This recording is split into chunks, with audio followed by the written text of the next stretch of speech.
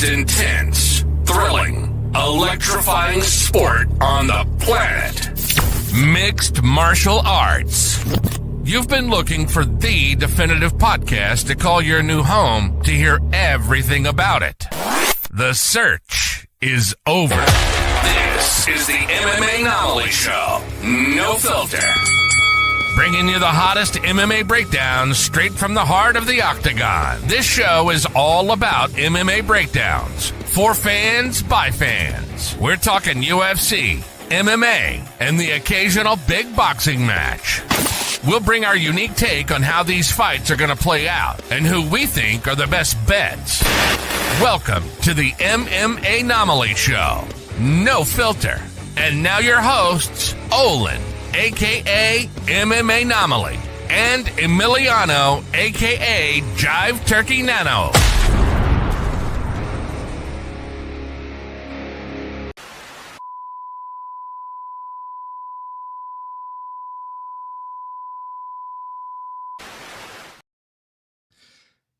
Well, as you can see, folks, this is definitely not Jive Turkey Nano. So we interrupt your normal broadcast to bring you the MMAnomaly Show No Filter featuring crossover MMA today.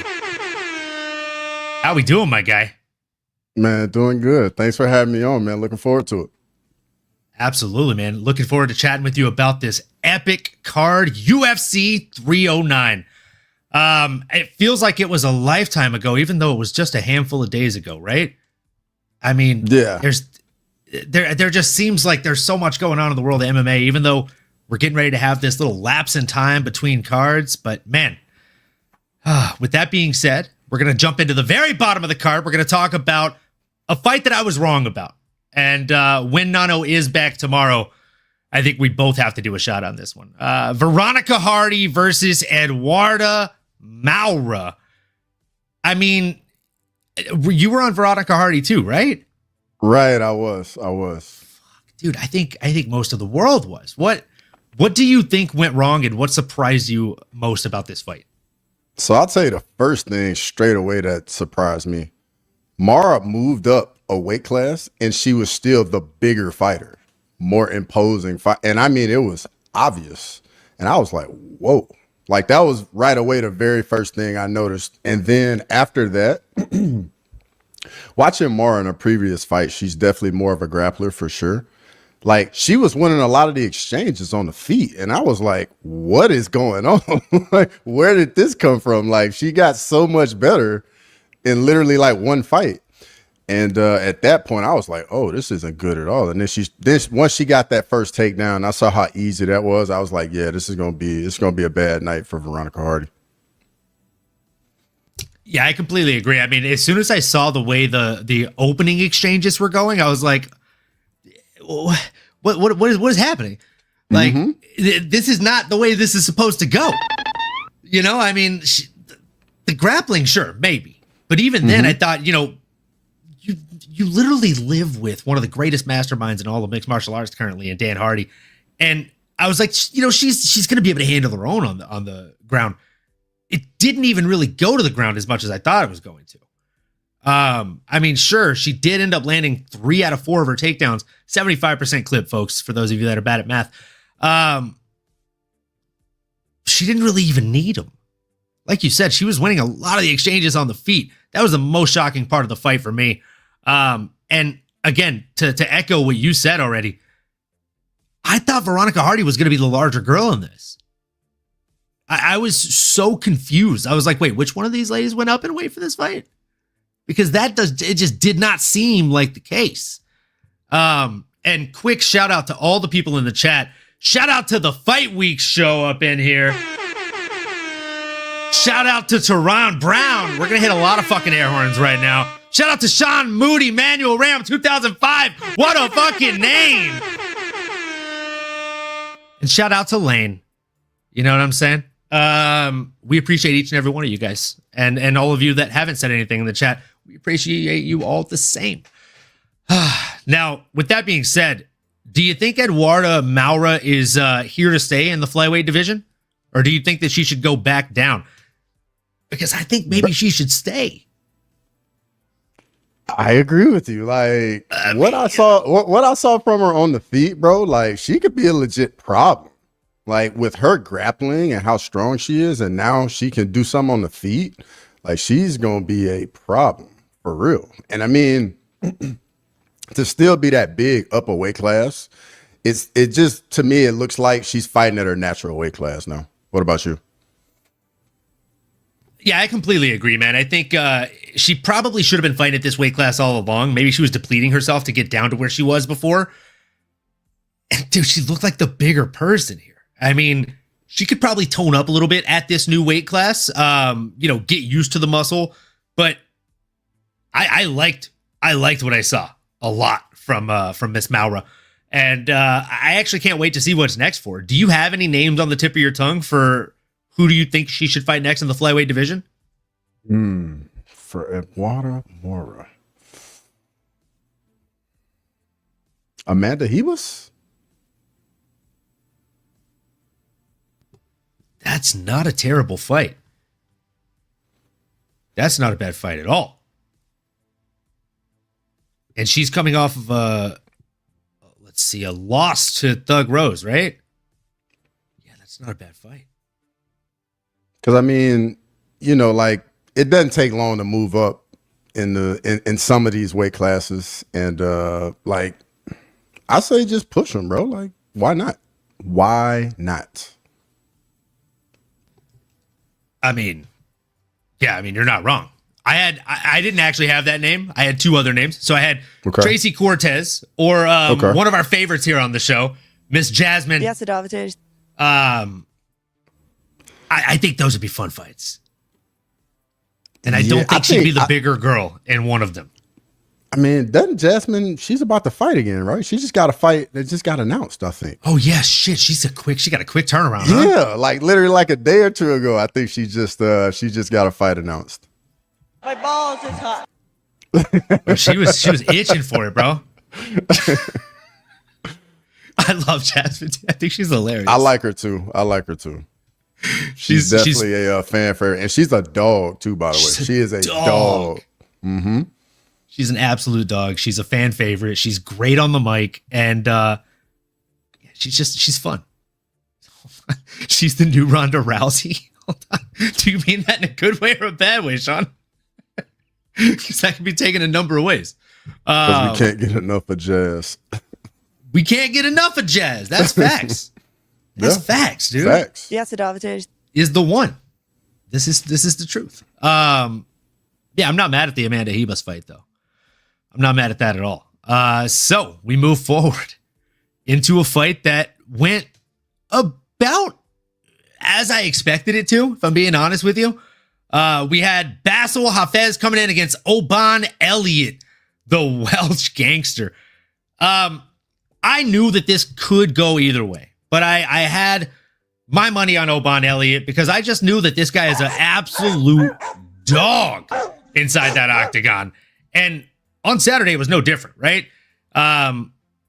He looked like it could go either way there a couple times, but coming into the third round, again, the dog got off the leash and that guy just came the fuck in, right?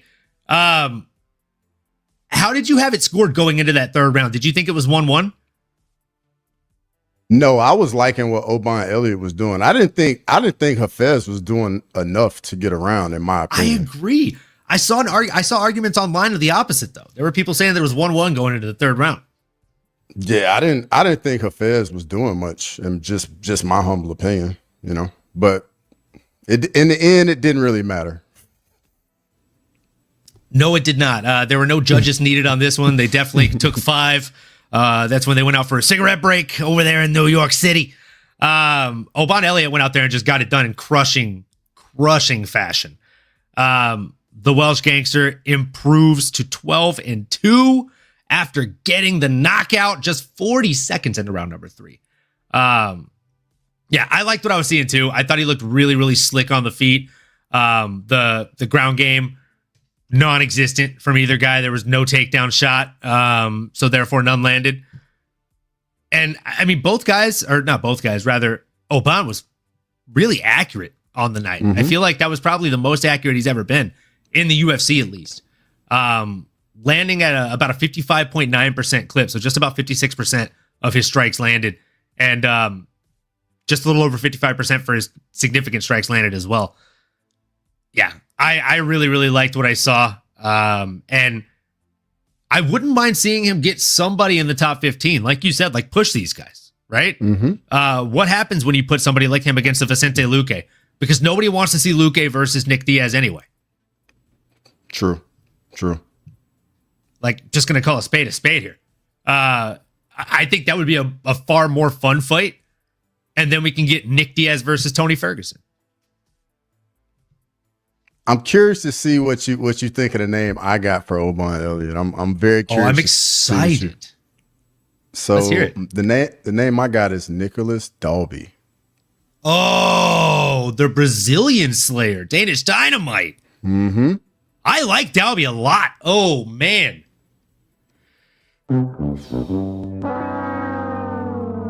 As much as I like Oban Elliott, I don't know that I'd love that fight for him. Because Dalby it's definitely a tough fight now. Yeah, Dalby doesn't carry the namesake of like a lot of these other options that are on the table, but he's just a son of a bitch, bro. Like he's nasty in there. But Oban is not Brazilian, so he's got a chance. If he was Brazilian, it would just be I'd bet the house on Danish Dynamite because he just beats Brazilians up. Doesn't matter how much better than him they're supposed to be, he just beats them. He's like sea-level Kane, salon quality Poirier. The list goes on. Brazilian killer Danish Dynamite. I like that name. Fuck. I'm going back and forth with who I would actually pick if I were to bet on that fight. Ooh, Sean Moody throwing fire in the chat right now. Ooh, Jeff Neal. Mr. Hands of Steel. I like it. I don't mind that at all. Slick boxing on display in that one for sure. There would definitely be slick boxing on display. And how we doing, C. Pete? Hope you're having a fantastic evening. Pete, what's going on? Yeah, I like that fight. I also like that Jeff Neal fight for damn sure. Now, this next fight, we're just going to steamroll through these early prelims here. We got Mickey Gall versus Ramiz Brahimaj. I'm going to let you take the lead on this, and I'm going to keep this short and sweet. I just thought this fight went pretty much exactly as I thought it would. So going in, I picked Ramiz, but I thought it actually would be a much more competitive fight, believe it or not. Like, because I think that may have been Ramiz's like first KO. Because he had like all his stoppages were like submissions. So I was expecting like, some grappling. And then next thing you know, he's letting his hands go. And I'm like, okay. I see what you're trying to do there, kid. And then he just got Mickey Gall up out of there, man. It was brutal. Yeah, it was nasty stuff, man. The way that he got Mickey out of there was definitely the most impressive part of it, right? Like, it was nasty work. Like you said, it was his first time getting an actual knockout in there, and he made it count. He definitely made sure that people would remember it. So good on him. Definitely good on him. Now, I don't want to pole vault this guy up the rankings too far. He beat a Mickey Gall who, let's face it, has had a very up and down career in the UFC. And I mean, he's already been given a pretty tough run, if we're going to be honest here, okay? In Ramiz Brahimaj. His first fight in the UFC was against fucking Max Payne Griffin. Then they drop him down a little bit against Sasha Palatnikov. And then they're like, all right, we're going to give you the veteran fucking Court McGee. Let's see how you fare, kiddo. Come on, dude. That's just mean. And we're talking about a couple years ago. Court was still winning fights, doing really well then. He's still winning fights now, for Christ's sake.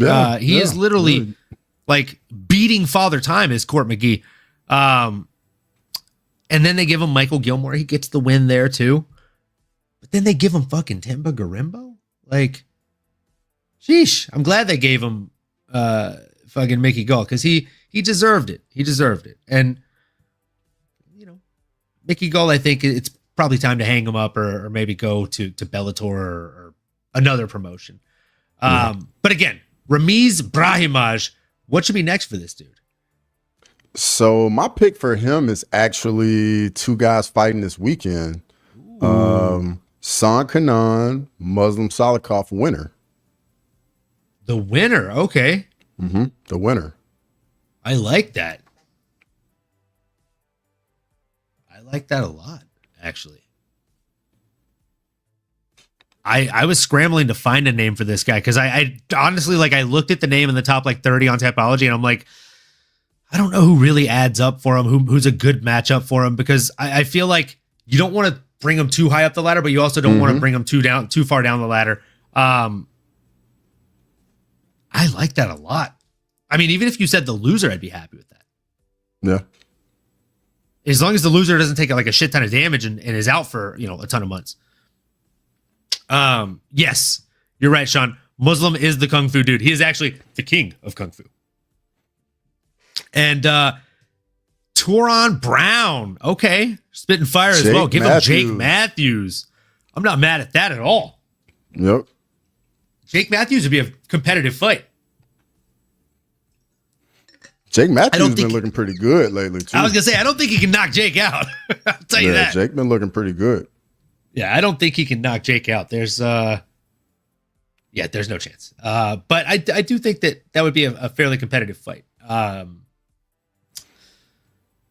Yeah, I like all those options. And we move forward into the regular prelims, right? So, we all had a handful of canceled fights, including Chris Weidman versus Eric Anders. It sucks. You hate to see it. Chris Weidman fighting in New York would have been fun, but I digress. They did reschedule that, right? December 7th? Yeah. Well, hopefully we'll get to see it happen. Otherwise, that's okay. And it's going to be at, and I'm pretty sure it's going to be at 195, I think. Oh. Yeah. Catch weight? I'm pretty sure. Interesting. Yeah. That I don't know who that favors. I feel like Eric always looks pretty big in there. Yeah. Chris, not so much. Chris cuts weight pretty damn good. But I don't know, dude. I honestly don't know who that favored. Who'd you pick going in? It done. I picked my brain picked your boy. My heart picked Weidman. Just because I've met Weidman and there was bias whenever you've met someone. Yeah, that makes sense. Makes sense. He told me he was fighting at International in June. I knew he had a fight because I was like, I looked at him and I was like, dude, he's in the best shape I've ever seen him in. And I was like, are you training for a fight right now? Do you have something scheduled? And he's like, yeah, I can't say the name though, but it's gonna be in November. I'm like, okay, that's cool. And then when they announced it like a couple weeks later, I was like, oh, that's fucking sick, dude. So yeah, dude, good shit. Moving into the fights that actually did happen. For as long as it did happen, we had Marcin Tybura against Yonata Deniz. I was wrong on this one. I was Me too. definitely wrong on this one. I think most of the world was wrong on this one. I thought Yonata Deniz was going to come in here and just like push forward, apply maximum pressure with the striking, and then just outstrength him. Like, honestly, just out-muscle him. Marcin Tybura had another thing planned. That ground and pound was just disgusting. It looked like something out of a fucking bad, like, B or C horror movie, man. Yeah. Like, he turned his face into ground beef. That was nasty stuff. So, yeah, you obviously didn't have Marcin Tybura either. No. What surprised you the most? I would honestly, for me, going into the fight, I felt like this fight was going to be one of two extremes. Either Deniz was going to piece him up and just finish him on the feet quickly, or Tybura was going to get him down, lay on him, and then finish him. Like, I knew the separation was vast. And once Tybura got that takedown, I was like, uh-oh. And then, matter of fact, Deniz went for the takedown, and then Tybura reversed it because I think he hurt him, and then he dropped Tybura. and then Tabura sweep to get on top, and then it was a wrap. Yeah, when he got that sweep, that was just nasty stuff, dude. I was like, oh no, he made a mistake. And just the slicing elbows on top, dropping hammers. I mean, literally the last place on earth you could possibly ever want to be. Yeah. I mean, Marcin Tybura proves that he is a heavyweight juggernaut still to this day. And he might be one of the top 5 like heavyweight all-time gatekeepers at this point. He's on his way to it. He definitely halted Leonardo Diniz in his footsteps. Now, when it comes to this young man, what should be next? I think there's a couple of really fun matchups for him. He did move up 1 place in the rankings. He's sitting at number 8 now. I'd like to see Jailton Almeida fight somebody else that has great grappling like him, right? Or a Sergey Spivak match would be fun. They're matched up. Almeida and Spivak are matched up. Yeah. So literally, what I'm saying is I don't mind if he gets the winner or the loser of that. Oh, okay. Because I think that'd be just a fun matchup in general. When is that fight? Is that coming up? Is that in That's right around December? the corner, I believe. I think that's one of the December cards, yeah. Okay, cool. So the name I had for Tabura was Curtis Blades. Ooh, Razor Blades versus Razor Blades. I'm not mad at that at all. And apologies, that's a January 18th card is when Almeida fights. Okay, so that's 3/11. Yeah. Yeah, because I John mean, Moody in the chat Blades, said Tai Tuivasa. I don't think we're gonna see Ty for a while. I don't know if we see Ty in the UFC again. Yeah, that wouldn't surprise me at all. I like Ty a lot, and so I say that sadly. And real quick, I just want to respond to Sean in the chat. Have I ever heard of Kenny Robertson from the UFC? Yeah. Bald white dude.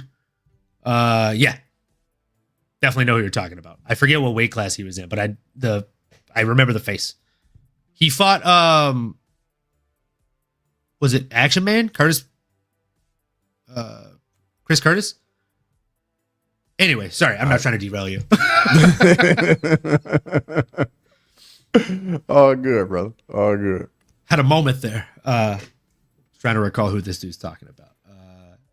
Oh, nice. Welterweight. Yeah. I was gonna say, yeah, I know I remember who you're talking about. I remember the face and the name. So yeah. Marcin Tybura. Definitely, I don't think we're going to see him against Tai Tuivasa. I'd like to see a Jailton Almeida or his opponent, Spivak. Yeah. And I mean, Curtis Blades, I don't think would be a bad matchup at all. I mean, for both guys, that would be a really, really fun test. Mm-hmm. So, I mean, Curtis just got finished against Aspinall, so he's going to have to fight back. So to me, it makes sense. I mean, because Tabura's already fought Spivak. Almeida, let's say if Almeida were to beat Spivak, I mean, I wouldn't mind that as well. Or have they fought? Have Tabura and Almeida fought? Actually, have they fought? I don't think so. But that would be a good matchup if Almeida beats Spivak. So he has fought Spivak. I knew that, but he hasn't. Yep. I don't think he's fought Jailton. Okay. Yeah, he has fought Spivak. So that's why I was saying, like, if I feel like if Spivak goes out there and loses to Jailton, that rematch wouldn't be terrible. I'd be there for it. Or if Jailton goes out there and loses somehow, a Tybura versus Jailton match I think would be a lot of fun. But if Jailton wins, he's up for a title. Over the winner of Gun Volkov? That fight will already be done by then. Yeah, but it's just a month prior. I mean, because the winner of Gun Volkov is definitely getting the next title shot. I think Jailton will wait. I think he'll wait on the shelf. Because he's not super duper active either. True. So I think he would wait like 6 to 8 months to fight Tom Aspinall or whoever's at the top at that point. Okay. Because I think like John will, I don't know if John fights Tom. We're gonna get into that in like 40 minutes. We gotta talk about that. We're gonna get it. We're gonna get into that shit. I promise you. We're gonna get into that. Yeah, we'll get into that. We're going to move into the next fight. We had a lightweight bout between David Onama and Roberto Romero. Man, fuck, this Roberto Romero kid is he didn't win, but he made it fun. He made it competitive, and he made it scrappy. He took the fight on short notice, and again, like I thought it was a really, really fun match. I didn't think it was going to be that hard for David to come in here and do work. I thought David was going to go out there and get the finish, but this guy definitely surprised me a little bit. What were your thoughts on this one, Crossover? So shout out to Romero, because that guy making his UFC debut, like he came and he fought well and was giving Onama some problems for real.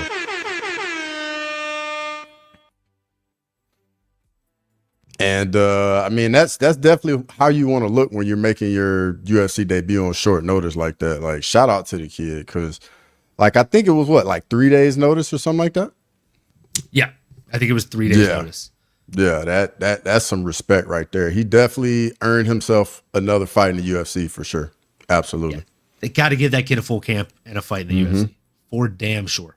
And as for David Onama, I mean, he proves that even through a storm, he's willing to weather the pressure. He ate a handful of strikes, right? He ate 79 strikes from his opponent, but he threw 242 of his own and landed more than half of them, right? He landed 145 strikes, 121 of those considered significant. Each guy got a knockdown. I mean, these guys were just truly, truly going back and forth in the best way. Going into that third round, it looked like David Onama knew he needed to turn it up a little bit. And I mean, kudos to him, man. He did. He looked really fucking good out there. So again, weathered the storm, weathered the pressure, and looked incredible doing it against a very, very game, short notice opponent. And guys, we talk often about somebody like Roberto Romero. Yes, he took this fight on 3 days notice. He should get, a tip of the cap because respect, right? He didn't have a full camp. At the same time, if he was already in shape, if he's staying in shape, David Onama took a massive risk fighting someone that he knows nothing about. Did not train for it, did not study to fight. So he deserves, a tip of the cap as well. So kudos to both of these young men for being willing to fight kind of blindly against one another on just a few days' notice. And as far as David Onama, what should be next for this guy in the lightweight division? I mean, you got to give him somebody ranked, right? I mean, there's a number of people you could give him. Maybe like a Grant Dawson right there at the edge of the top 15. I actually like that. And that was actually the same name I had. Let's go. Yeah, I like that. I like that a lot. I love that. So Onama has fought at 145, but I think he's staying at 155. Right? I'm not exactly sure. I don't know if anything's official one way or the other, honestly. Fair play. This fight was originally scheduled for featherweight, so maybe he just took it up because it was a short notice fight. So, I mean, if that's the case and he is actually planning on going back down to featherweight, as much as I hate to say this name out loud, the other name I've got is Edson Barboza. I don't want to say it out loud, but I'm gonna say it out loud. What do you think? Barboza Onama. Someone's probably getting knocked out. Yeah. I think Barboza, Barboza has a fight coming up too. Wait, does he have something scheduled? I think so. I think Barboza's got a fight scheduled. I'm pretty sure. or it could have just been rumors I was seeing. Let's see. He's fighting Steve Garcia. Man. Yeah. That's a banger. That's definitely a banger. My God. I'm talking about a dogfight. Jeez Louise. Who do you have in that one? Garcia's just been going through people. He's disgusting. Yeah. So I stay with my pick then. I still stay with my pick. Edson Barboza, if he goes out there and loses to Garcia and still doesn't retire, David Onama. David Onama versus Edson Barboza. I still think that'd be a fun fight.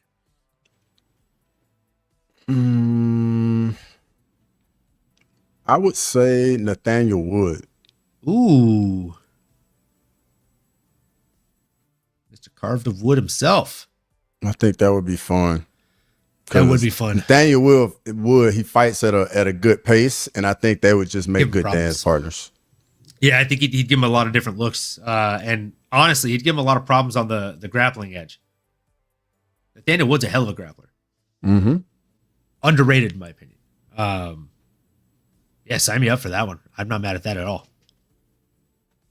And into the next one. This was probably one of my favorite fights of the night. We had Jim fucking Miller coming in against Damon Jackson.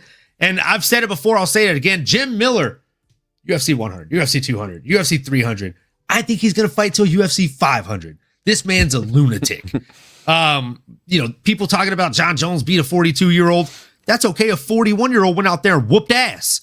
So what? Like, being active has a lot to do with it, I think. He did it for Peanut, folks. He did it for Peanut. For Peanut. I digress. Jim fucking Miller went out there and it only took 2 minutes and 44 seconds for him to get it done over his opponent, Damon the Leech Jackson. I mean, the Leech was not able to get wrapped around Jim, and that was the problem, right? Jim is just too damn slick, and he gets it done with a gilly. Don't be silly. Jump that gilly. It was one that just had to make Dustin Poirier sit up from the couch. There it is. There it is. Yep. Dude, it was so fucking good. It was so crisp. It was so clean. Dude, how did that gilly make you feel inside? Crossover. Dude, and it happened so quick too. Like, it did not take long at all. And it was like, yeah, like Damon Jackson can't go anywhere at all. But like going in, I didn't pick Jim Miller, but I definitely wanted him to get the win. I'm just figuring, like, at some point, Father Time's gotta win, at some point. I understand. But apparently Jim Miller, man, he's like some vampire out here. He's got to found the youth at the crib, He really does, man. I mean, the dude is something else. He really is something special. There's something in the water in his neck of the woods, and he definitely needs to keep drinking it. So, Jim Miller at lightweight. What is next? Dude. I mean, I'll let you take the lead on this one. Who do you have written down? Got Jared Gordon. Because I don't think Jim should be fighting like young fighters. I think he should be fighting vets all the time. Like, just have some fun. At least that's how I look at it. Make it entertaining, have a good showing. No, absolutely. Absolutely. I don't think you're wrong. I definitely don't think you're wrong. The name just kind of caught me off guard. Yeah, I don't hate that idea at all. Who I had was, again, Tony Ferguson. If he's gonna keep fighting, at least fight someone the same age, the same kind of caliber, and don't keep fighting at 170. Go back down to your normal weight class of 155. Wait, did Sean Moody just say the same shit? That's hella funny. Let's go. Hive mind, baby. We're on that same dial-up connection right now, dude. Man, like you don't like Tony Ferguson, man, because Jim Miller could do something. I do like Tony, but I want him to retire. And I think like Jim would just choke him out. He wouldn't like kill him. You know? Did you see that that little clip of Tony where he was like on the motorcycle and he went up the ramp and he like was trying to like jump on something and didn't make it and like fell off? No. Please send me that at some point. I Bro, have not seen that. I gotta send it to you, bro. And then like the caption was some like Tony into retirement. Time off, not going so well. Oh no. Oh man, that's terrible. But I need to see it. That's so bad. I'm gonna have to find it and send it to you. Please. If you find that, please send me that. So okay, yeah, we don't have to give him Tony Ferguson. We'll go with your pick. I'm happy with it. Or Matt Frivola versus Jim Miller would be fun too. Yeah, that would be fun. A little slobber knocker of a fight. Frivola's probably not gonna be fighting for a while though. Yeah. After that KO he just got in Paris. Yeah. It was nasty stuff, man. That's tough. That's tough. Oh man, you just reminded me. I'm having like PTSD flashbacks. That was a nasty one. And his coach basically walked him into it. Oh fuck, that was nasty stuff. Oh, that clip was so bad. And then you see the reaction on the coach's face. He's like, oh, turn away from him.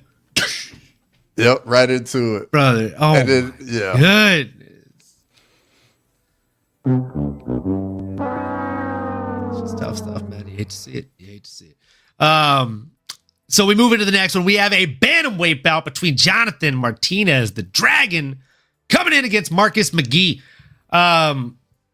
Look, when it came to this one, I knew that it was not going to be a matter of if Mr. Jonathan Martinez would land leg kicks. It was a matter of when he did start to land the leg kicks. And I truly think that if he started to land them just a round earlier, we would be talking about a different winner here, folks. Because as soon as he did start going to the well with those leg kicks, you could see Marcus McGee, who has a great poker face. Talking about Archer, emissary of the Gorgonites here, folks. Dude did not have a good poker face when it came to those leg kicks. He was planting gingerly on it. It did not look good. And even he admitted, he's like, if he would have kept kicking me like that, I probably wouldn't have stood up that much longer. So good on him for getting the first two rounds. Because his opponent was definitely starting to pick up steam. And thank goodness this was not an Apex main event randomly placed in the middle of the year, folks. Because again, we probably would have been talking about a different outcome here. I say this as a Marcus McGee fan. Love the guy. I bet on him. But fuck, man. That was almost a tough change of pace there for him there in the end. And again, make no mistake, Marcus McGee looked great out there. He outlanded his opponent 2-1. And he had his opponent pretty fucking mesmerized in that first round. I was mesmerized. I was like, wow, this is fucking beautiful, man. It's fantastic striking. The head movement, moving everything out of the way, constantly twitching on that lead leg. It was nasty work, technical, textbook even. But I digress. His opponent made it a dogfight there in the end, and he made our guy Marcus really fight for that win. Did you have Marcus McGee going into this one? And what surprised you most, if anything, about this fight? Dude, for me, that was a very, very tough pick for me because I do like both guys, but I had Martinez going into it. And bro, when he finally started getting to the leg kicks in the third round, I was like, where has this been?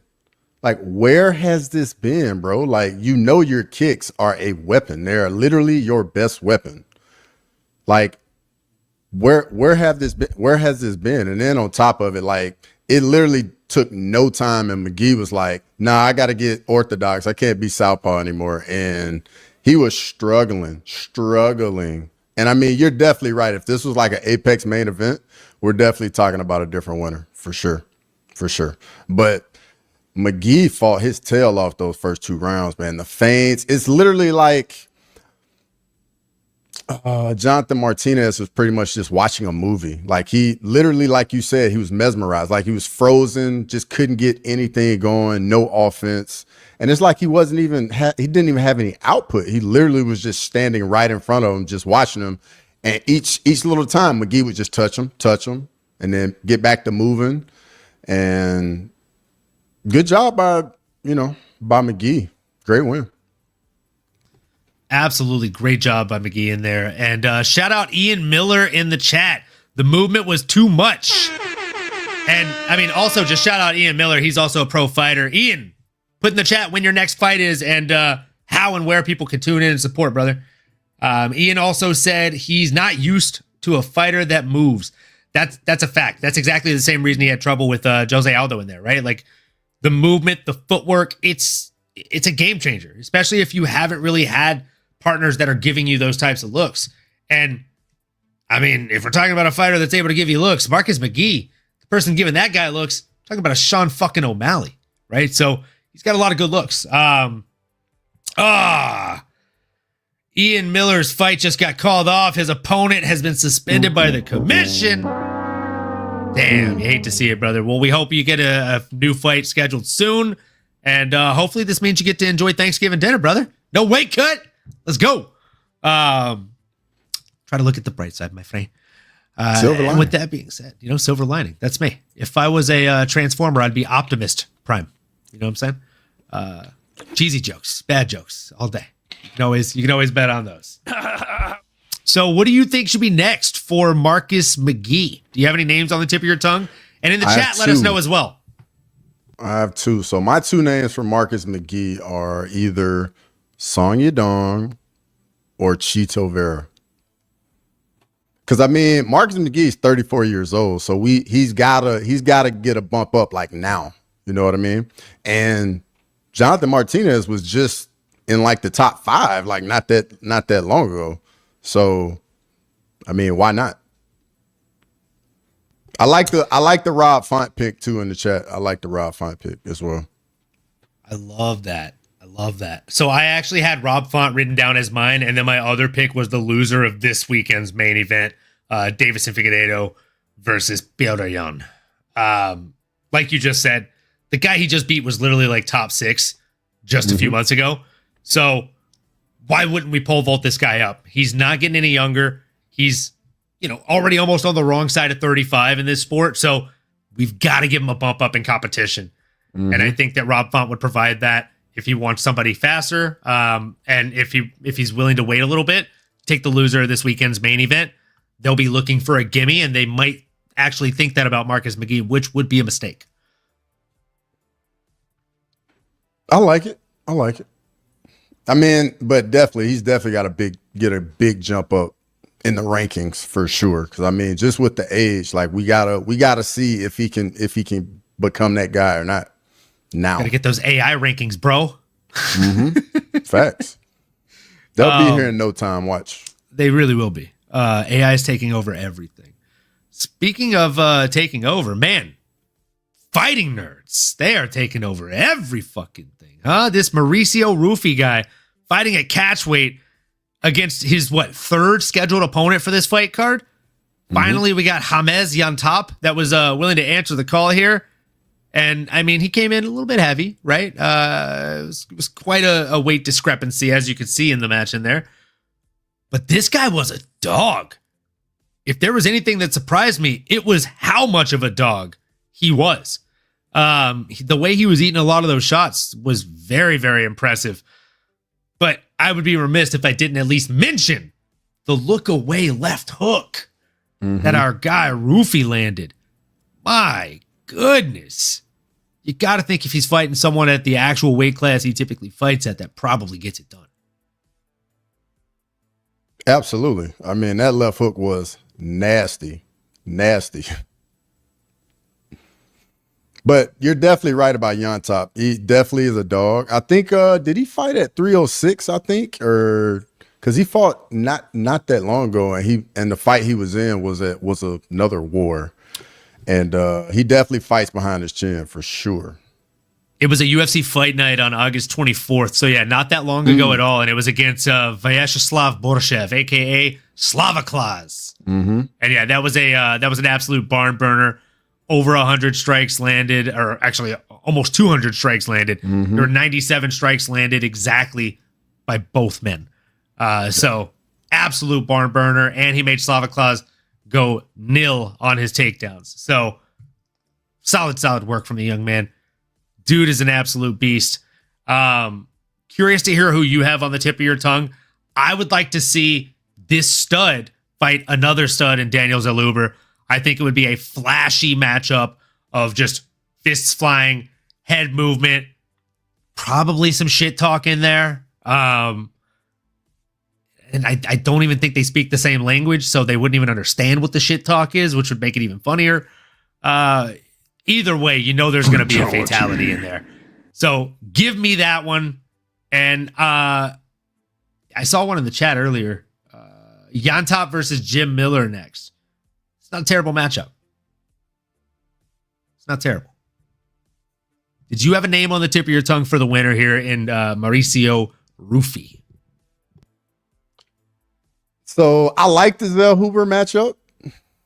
My only issue with that matchup is just the division is starting to age, and we're going to have to replenish it with another crop here shortly. And I think matching those guys up now you hurt one of them. Like one's going to keep going on, but you lose the other one. That's my only issue with that fight. So for me, I went with Jai Herbert. Arguably the best worst nickname in MMA, Black Country Banger. Jai Herbert. That, I mean, dude, I don't understand. The nickname is crazy. But I love the fighter. And people forget this. He almost beat the champion. Yeah. He rocked him. He was winning that fight up until he wasn't.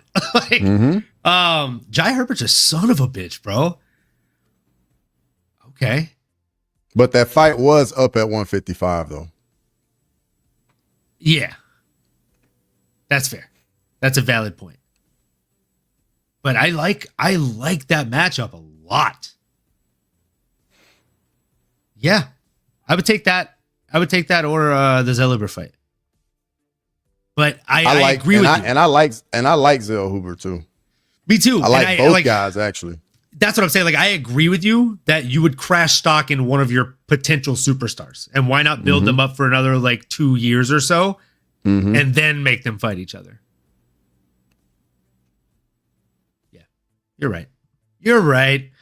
But I'll tell you who was right in this next one.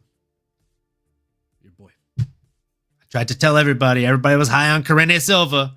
I tried to tell them Viviane Araujo. She's the one, bro. She's the one. I like this chick a lot. I think she's really good. I just think that she sometimes gets very poor matchups. I did not think Carene Silva was going to be one of those poor matchups. And I also thought that Carene Silva has had pretty favorable matchups in here based on her style of fighting. So I absolutely love how Araujo went out there and adapted throughout the fight, because make no mistake, she was losing the first round. But then she started to adapt, really change up her game plan, and exhaust her opponent, which paid dividends in the end. Because, dude, have we ever seen somebody genuinely quit that bad in the middle of the third round? It looked kind of like she was a one of those people that like back in the day were like BJJ specialists, and like they literally just want to. I'm just gonna come down, go on the ground. You try and come down here with me, like Crone Gracie. Ice cream Crone, that thing melted. Yep. That ice cream Crone melted, man. Yeah, and why? Like he's coming back right now. Yeah, he's got a fight. Is Bryce Mitchell, and they're going to be on the main card. I don't understand that. How does he draw the straw of Bryce Mitchell? Bryce Mitchell is ranked in the top 10. Like, what is happening? That last name. Well, that's fair. That's fair. All right, good job, champ. That's a valid point. That's a valid point. And that was for you, Fight Week Show. That was for you. He asked for more Rick on the soundboard. And yeah, Weidman versus Anders is rebooked. Yes. Yep. Aljo versus Movzar is on the prelims, and we get Yes. Ice Cream Crone Yes. on the fucking main card. Lick. Yeah, I saw somebody Come say that. And I on. was like, Yeah. is that real? And then I went and looked. Yes, that's real. Yeah, I That's agree with Sean got to Moody get here. changed, right? I think they've got to change the stack rank. There's no way they're going to keep it like that, bro. Yeah. I would be absolutely no sense. flabbergasted if that was the case. Genuinely flabbergasted. There's no way. There's just no fucking way. Same weight class. Two guys that are both ranked. One guy. It makes no sense at all. It's the same weight class. Oh my God, Dana, can you tag us in, please? Like, ay, dude. Ay. Need to fucking drink just so that makes sense. Honestly, they've got to change it. They're going to change the order of that. I have faith that they will do better than that. Yeah, shit's going to get shuffled a lot. I agree. Fight Week Show. Has to. Definitely agree. Yeah, man, there's just no chance. Speaking of no chance, what do you think should be next for, and we're going to do the winner and loser of this one just because I'm curious. What do you think should be next for Viviane Araújo, and what do you think should be next for a loss like that after Karine Silva? Rose? I think Rose would. I mean, it's a step up in the rankings for Araújo. So, Rose is coming off a loss, a tough fight, close loss. So, unfortunately, you got to defend your spot now. I agree. I actually have. I think Doug Rose is a fantastic option. Yeah, I think that's a fantastic option. I wouldn't be mad at them rebooking the original matchup of Natalia Silva. Karine Silva ended up stepping in here on semi-short notice, I believe, to replace Natalia Silva, which was the originally slated matchup. Which is why I said Viviane's going to win this fight. Because let me tell you, if I'm training to fight Natalia Silva, and then I get Karine Silva, I feel like I just won the fucking lottery, bro. Because Natalia's disgusting. She is disgusting with it, dude. And then for Karine Silva, I think she should fight Casey O'Neill, the bad guy. Okay. Anakin in the chat. Just put that in the chat as well. Oh, let's go, Anakin. Yeah, bro. Anakin is always on it, bro. Like the matchups, phenomenal job.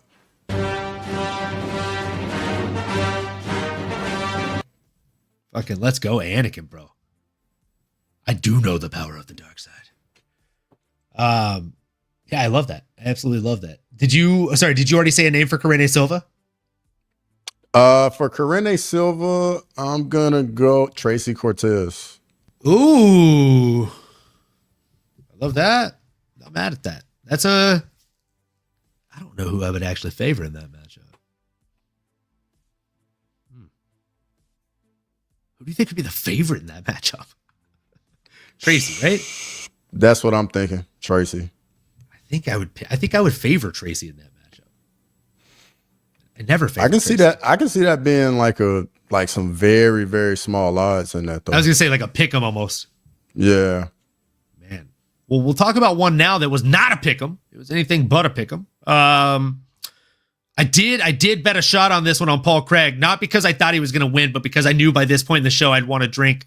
So folks, I'm going to go ahead and pour that up while my guy Crossover breaks down how he felt about Bo Penny. Sorry, Bo Nickel. Tell us how you felt.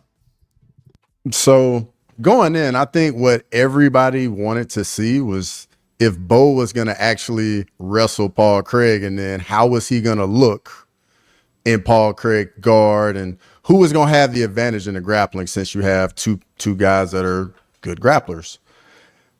Bo Nickel's like, nah, I'm not even going to test that out. I'm just going to keep it up here on the feet. Now, it made for a less than entertaining fight, but I will say this. Fighter IQ wise, Paul Craig's zero threat on the feet. Zero. And if you keep it on the feet, you at least know this is not where your opponent wants the fight to be, and he is no threat up here. Because, I mean, we're not that far removed from Paul Craig literally like just pulling guard every other second, trying to get guys on the ground with him. So that's not a guy that wants to be on the feet. But to his credit, he looked like a new guy on the feet. The body kicks were really good. I mean, even though that's pretty much all he threw the entire fight, but they were landing. But I think both the game plan was just to take the route of least resistance possible. Yeah, I completely agree with everything you said. And as I like to say here, a bet made, a debt paid. Here's the shot, folks. Cheers to you. If you drink, do one with me. If not, stay hydrated like my guy here on my left, my right, whichever fucking direction he is for me, for you, for everyone too. Cheers, folks. Thanks for tuning in. We appreciate you.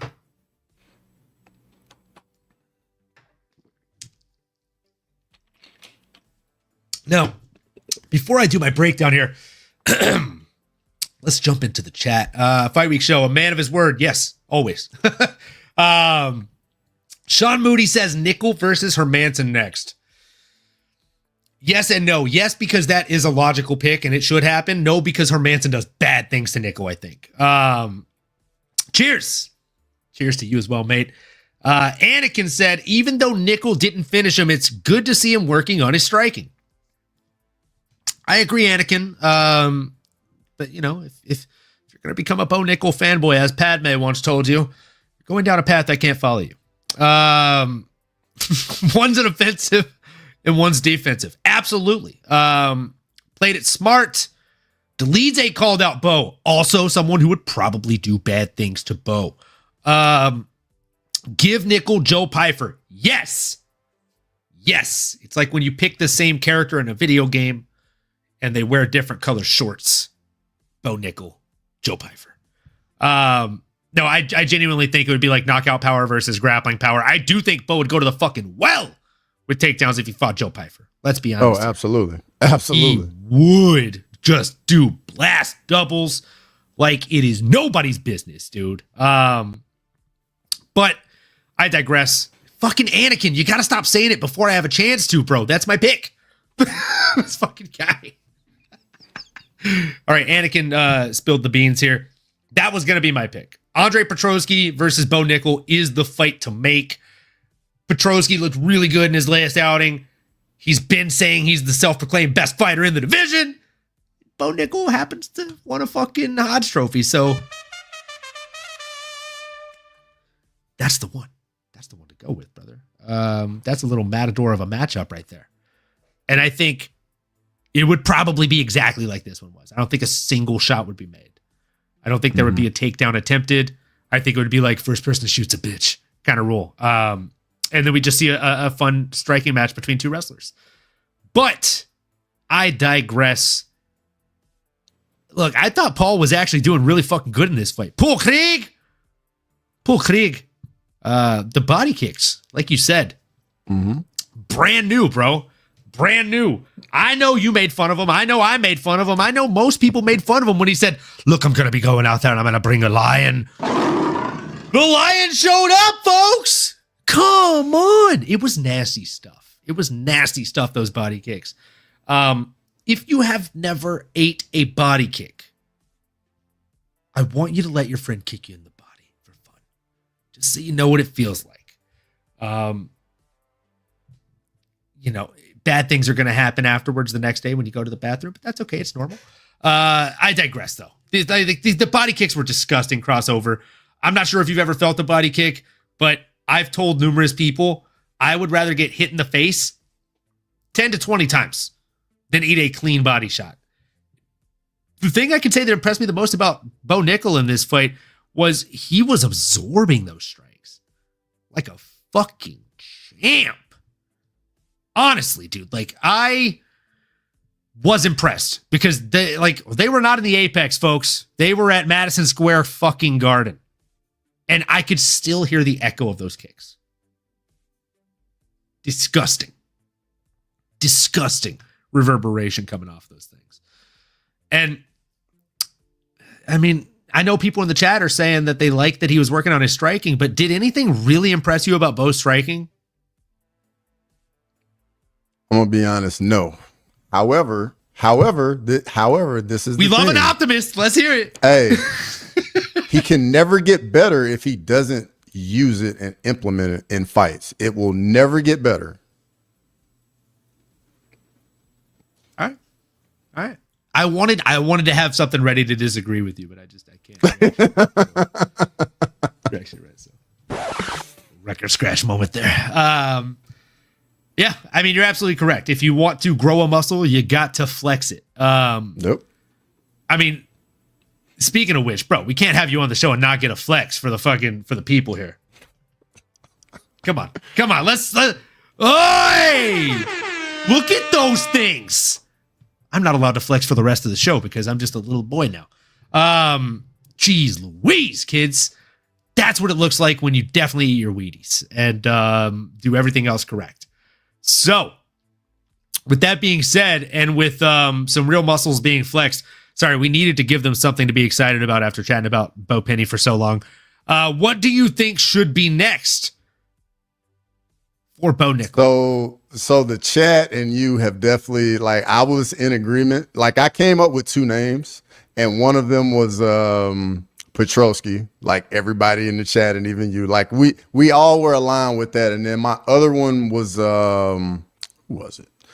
Roman Delise, who called him out. Oh, and shout out to Matchwood. He hit me up on social media and said Jacob Malkoun. I was like, Malkoun would give Bo some problems as well too. The Fight Week show. Shout out. Drink water, look like crossover. Drink scotch, sound like Olin. You're absolutely fucking right, bud. Let's go.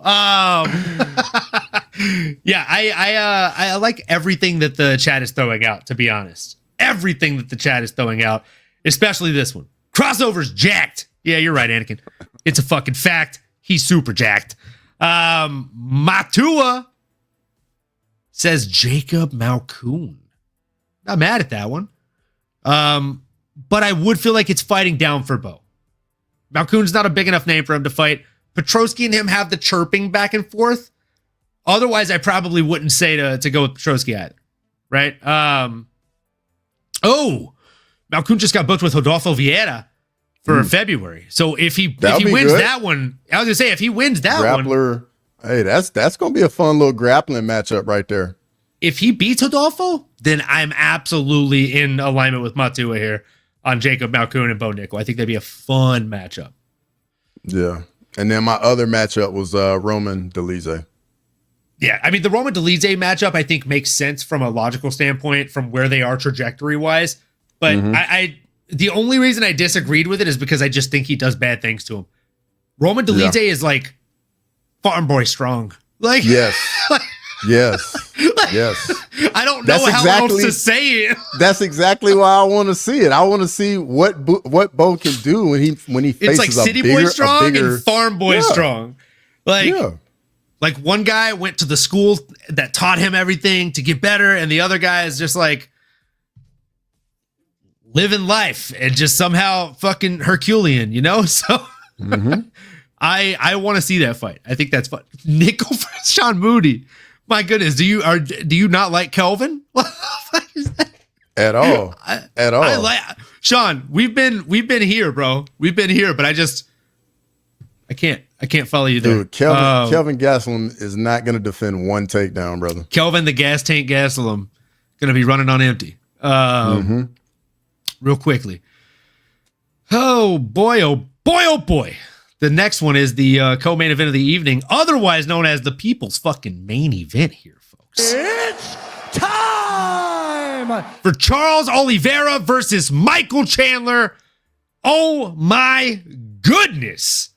I'm going to let my guy take the fucking lead on this one. But just no questions. Just what were your thoughts overall? Like tell us how the fight made you feel. So going in, I was all about Charles Oliveira getting the win here. For me, Charles Oliveira's style, like it's ultra dangerous. Like he's very dangerous on the feet, very dangerous on the ground. But what was missing, in my opinion, was the wrestling. And that is definitely what he showed in this fight, was the wrestling. And I mean, it went to a whole nother level because he was just taking Michael Chandler down whenever he wanted to. And we already know when Oliveira gets you on the ground, like you're just trying to survive. You just want to make it to the next round.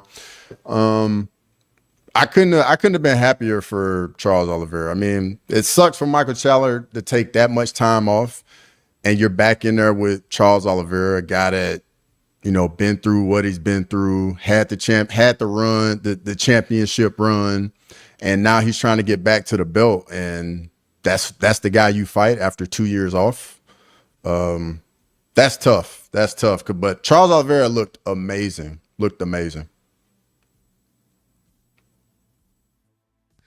Yeah, man. Charles looked absolutely amazing, and I don't know that I can add a ton more color than you already did, man. Like, real talk, the grappling was what was missing. We saw it most of all against the Islam Makhachev fight, right? It's there. It's there now. And we've also seen Charles Oliveira do really, really well when moving forward, but have issues when backing up. And I mean, you could say that about 99.9% of fighters, right? Like, of course, everyone does better when they're moving forward. But Charles has this persona and this kind of false bravado around him, or false narrative around him, so to speak, that he's a quitter, right? That he has that quit in him. But at the same time, he's also got that fucking dog in him, right? Like, let's call a spade here. And everybody has that quit in him. Chael Sonnen said it best on his season of The Ultimate Fighter against John Jones. He said, people will tell you that failure is not an option, but those people are lying. Failure is always an option. It is always the most readily available option. Mm-hmm. So everybody is a quitter. In each given moment of your life, you choose not to be a quitter. But that option is always there. Okay? And sometimes people fucking take it as if it's the Christmas bells, fucking, and they're ready to open the goddamn gifts early. Okay? But Charles has really, really grown out of that stage in his career. And the biggest thing is when he gets put on his back, most people are afraid to follow him. Right? Islam was not. That's why he hurt him so badly. And that's why he hurt him so efficiently. Michael Chandler is one of those guys that's also not afraid to jump into the fire and get on top of him. We saw that. But Charles also learned how to wrestle better off of his back. He also learned how to better suck those fucking hips out, right?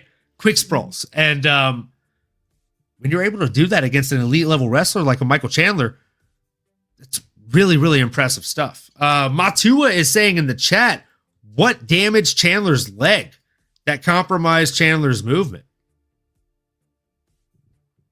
Leg kicks, right? Yeah. But I mean, for me, this fight was all about Charles Oliveira's wrestling. All about it. And I mean, Chandler had no answer for it at all. And then he just would maneuver to the back so effortlessly, man. Like, it's Charles Oliveira has definitely made some improvements in his game. And I think defensively, that's always going to be his Achilles heel. Like, you just get hit clean way too much and has been in so many wars. But I think if he can manage to put that pressure on, but a little bit more under control and just not go running into stuff, I think Charles Oliveira can definitely go on another run. For sure. I agree. I think Charles definitely has everything he needs as far as the tool belt goes to go on another run. And make no mistake, guys, like, Charles lost the fight on total strikes landed. He barely won the fight on significant strikes landed. Michael Chandler went out there and did the thing, but we've also got to call a spade here, as we do on the No Filter Show, folks. Look, there was about a 30 strike differential, a little bit more than that, between Michael Chandler and Charles Oliveira, aka Charlie Olives. But like 28 of those were to the back of the fucking head. And Michael Chandler should have been DQ'd. All right? Like, we got to address the elephant in the room here, and that's the fact that Michael Chandler is a dirty, cheating fighter. Fence grabs, glove grabs. I counted 22 back of the head strikes. No jokes made. I literally went back and rewatched the clip. I counted 22 back of the head strikes. But wait, it gets better, crossover. Not sure if you noticed this watching it live, But before the 22 back of the head strikes, he fucking 12-6 elbow strike, like 12-6 spiked him in the fucking spine. Yeah. To set those up. Like, my brother in Christ, what are you doing? You have how many professional mixed martial arts fights? You have over 30 professional fights, dude. You know better. You're not some novice.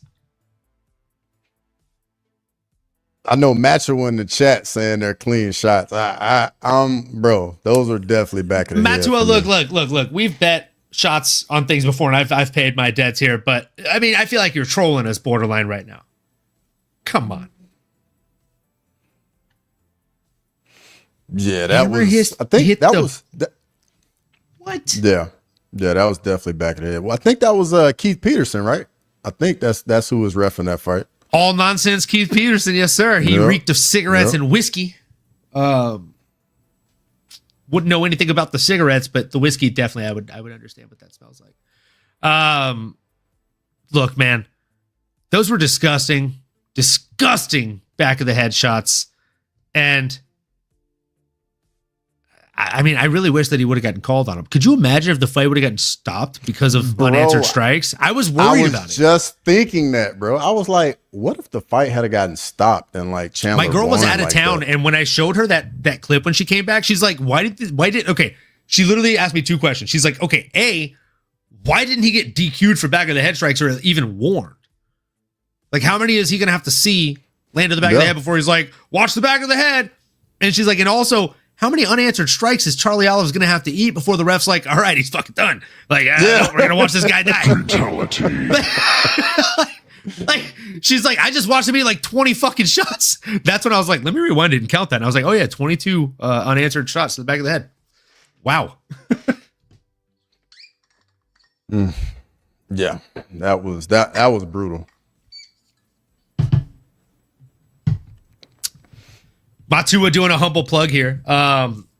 Making the Walk made a great video showing the Chandler borderline clean shots and then showing clean back of the head shot. Clean back of the head shots? The fuck is that double entendre? I didn't even read that before I put it up on the screen. Clean back of the head back shot. Of the head. That was some of the cleanest illegal shit you'll ever see. Oh, man. Good Lord. He was hitting the back of the head more than a kid kicking your seat on the airplane. That was solid. That was solid there, Lazy Ben. That was a solid comment. What's going on, Lazy? Jeez Louise. Yeah, Chandler did some dirty stuff in the cage in the Gaethje fight. Absolutely. Clean illegal shots. The Dustin fight, too. Come on. Don't get me started on that one, brother. Dustin's my favorite fighter of all time. I'll go off on a tangent. That'll be the whole rest of the fucking episode, kid. Kyle said, what Matua is saying is that since he was touching his ear as well as the back of the head, touching the ear makes the strike legal. Not saying I agree, just explaining Matua's point. Well, Kyle, we appreciate you. Truly. The Fight Week show, big up, lads. Got to bounce out. Love the energy, though. Smash the likes up, just like the Fight Week show said. Hell the fuck yeah. The Fight Week show, you won't be here for it, but you can bet your ass in about 3 to 4 minutes I'm going to do that next shot because of the main event. It's going to make me sad. Oh, man. What do we think should be next for Charlie Olives up in this mother? Do you think he should hold out and wait for a title shot? I do. I think the winner of Arman Tsarukyan, Islam Makhachev is definitely who Charles Oliveira should fight, for sure. I think that he should fight the winner or loser. That is what I wrote down. Like, I don't think the loser would be a step down in competition for him either. And if he goes out there and he beats, like, if Arman Tsarukyan loses heftily to Islam Makhachev, and then he goes out there, Charlie Olives being he, and beats Arman Tsarukyan, there's literally no denying him. He'll be like the champion. Yeah. He's Charlie Olives. Oh, man. I forget. Are you a John Jones fan at all? I am. Oh, man. Well. Guys, that was Crossover. Oh, you love to see it. We love having new guests on the show. Make sure you don't subscribe to Crossover MMA. I'm just kidding. I'm just kidding.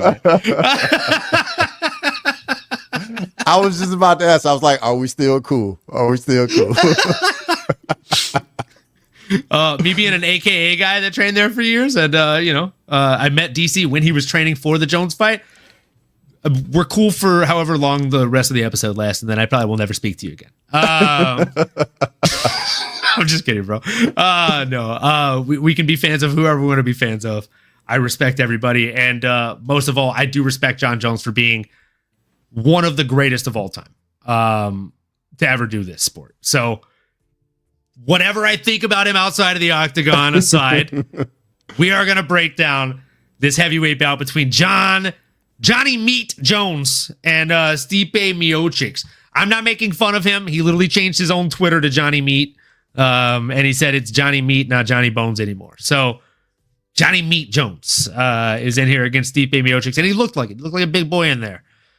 Much larger than Stipe, and much stronger, much faster, and much leaner, and much... Well, actually, not really leaner. Stipe looked pretty fucking lean in that fight. He looked like he was in killer shape, to be honest. But I digress. 42-year-old is going to be the excuse a lot of people give, but I think it's more so the ring rust, right? He has not been in there for a couple years, not since he not since he got knocked out by Francis Ngannou. And how long has it been since Francis Ngannou has fought in the UFC? Even longer than it's been since he's been in the UFC. So, I mean, look, nothing exceptional about it. As Lane is saying here in the chat, he beat an old man, nothing exceptional.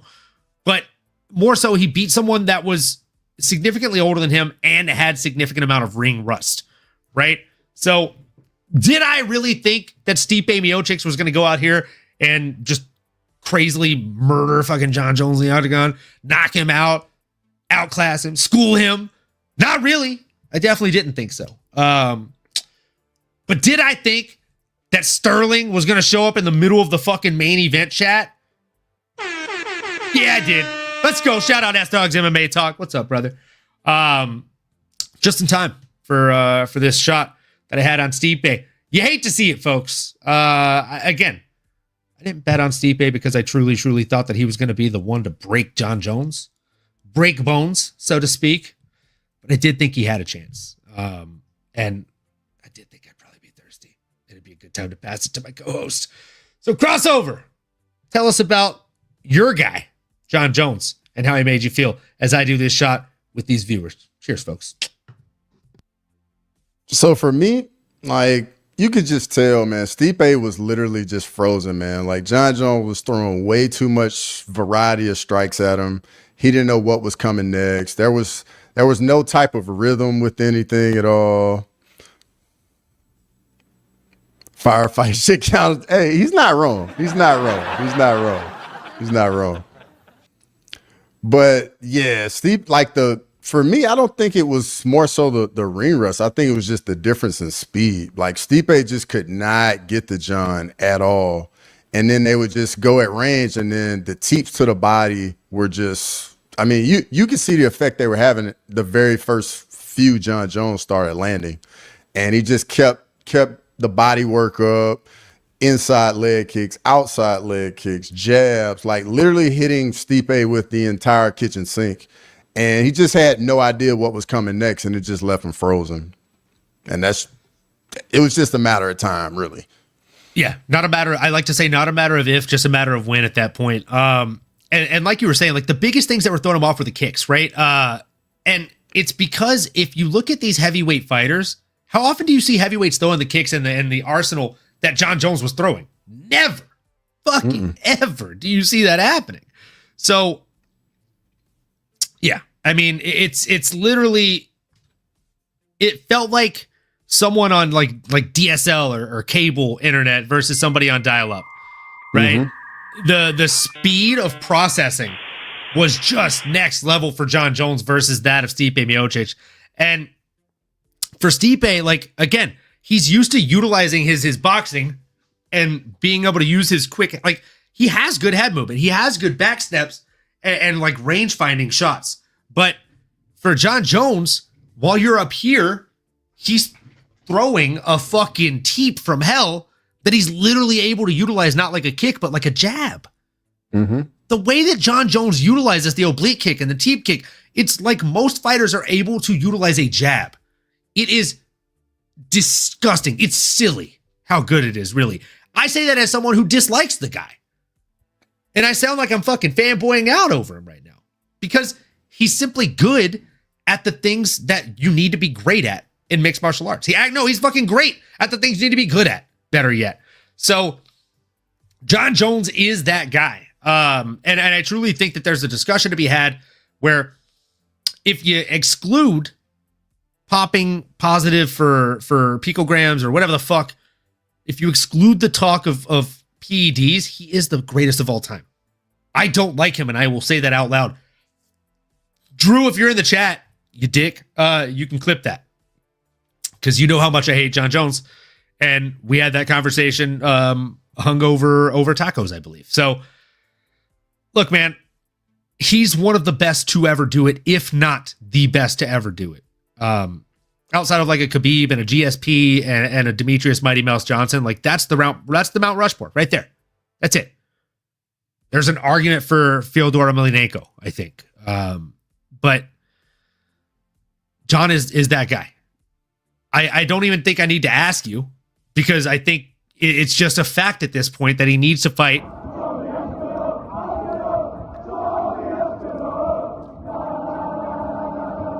Let's go.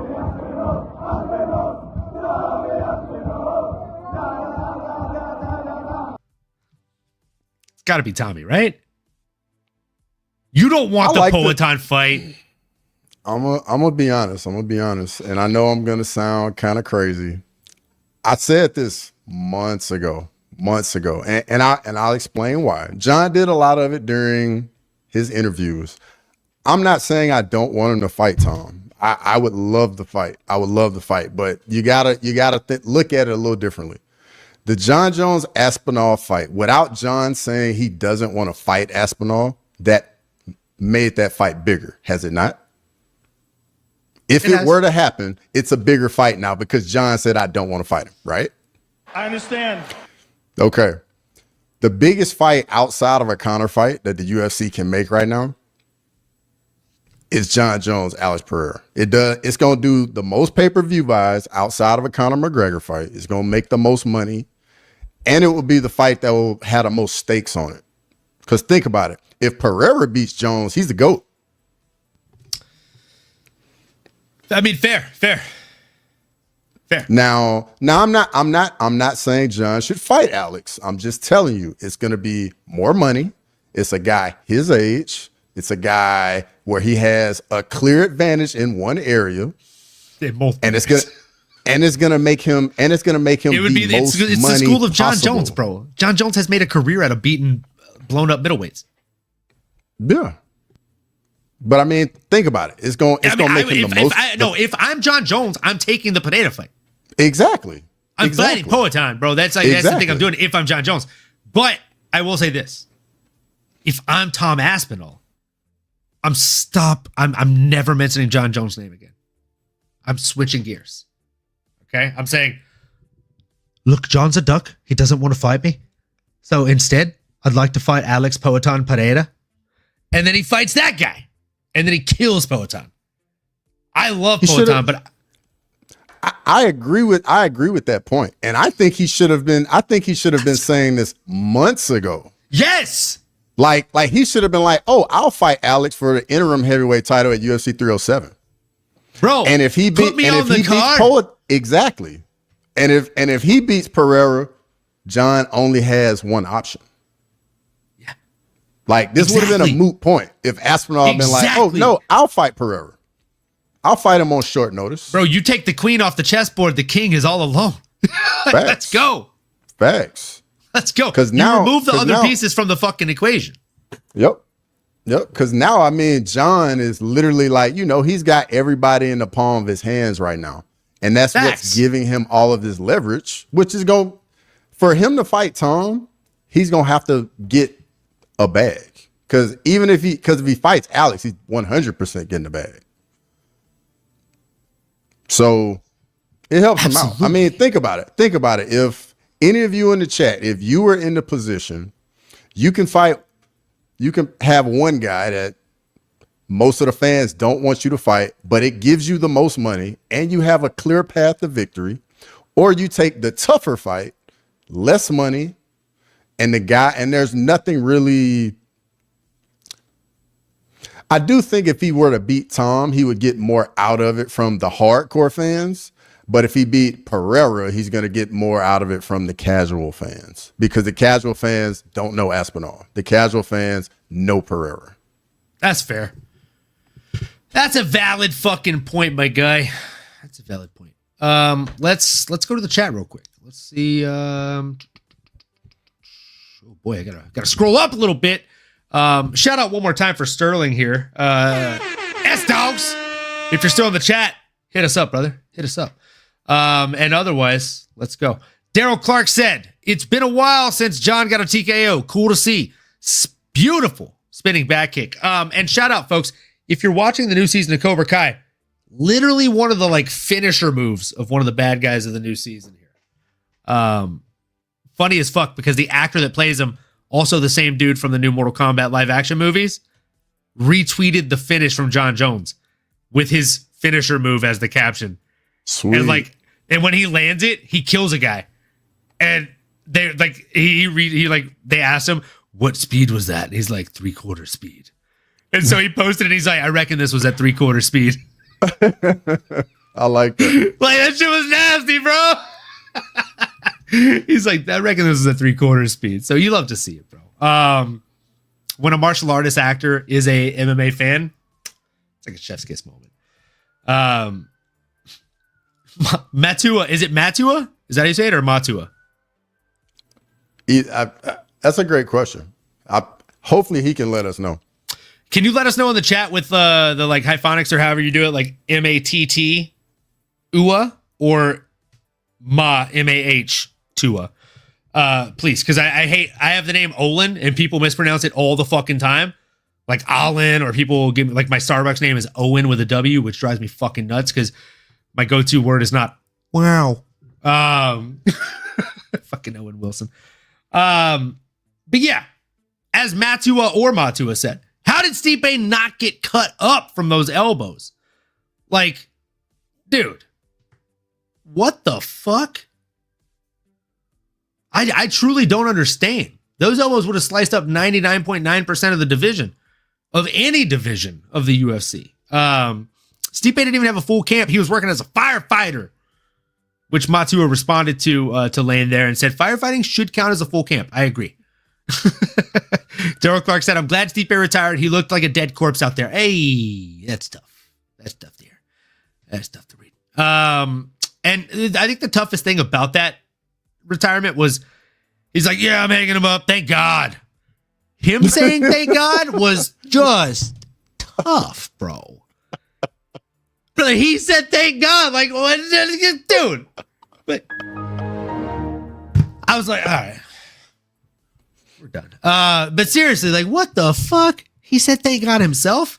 Like, if somebody tweets it, like, I literally was like, I was like, he's gonna retire, thank God. And then he's like, thank God. I was like, no. Did I just throw my voice right now? How drunk am I? No, he said it for all moment. Of us.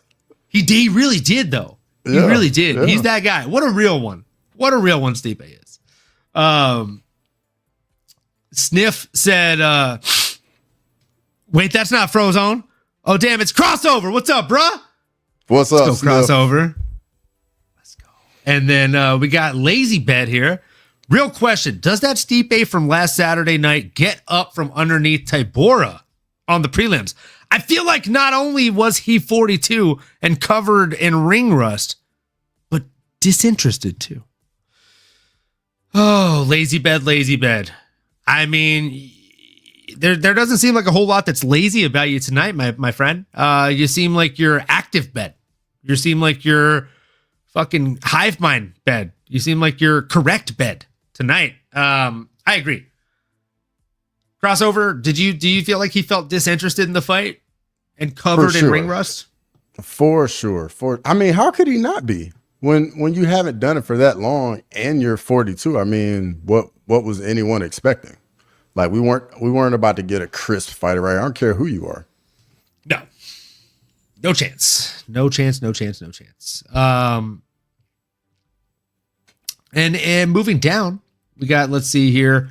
Lane said John will get pieced up by Tom, which Anakin MMA said facts to. Sean Moody said that's what long dudes should do. Use their legs. I completely agree. They use those legs as the jab, push people off, really create that distance even longer. John Hallelujah Jones. Tua. All right.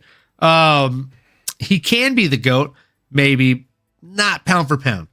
Facts, Lane, because that's Islam Makhachev. Because look, pound for pound, before I get into this making the walk chat, pound for pound should not be like, look, if you lock these three dudes into a room, John Jones is the one that walks out alive. No, it's if all three of these dudes weighed 205 pounds, who would beat who up? And if you put them at size parity, Islam is probably going to win.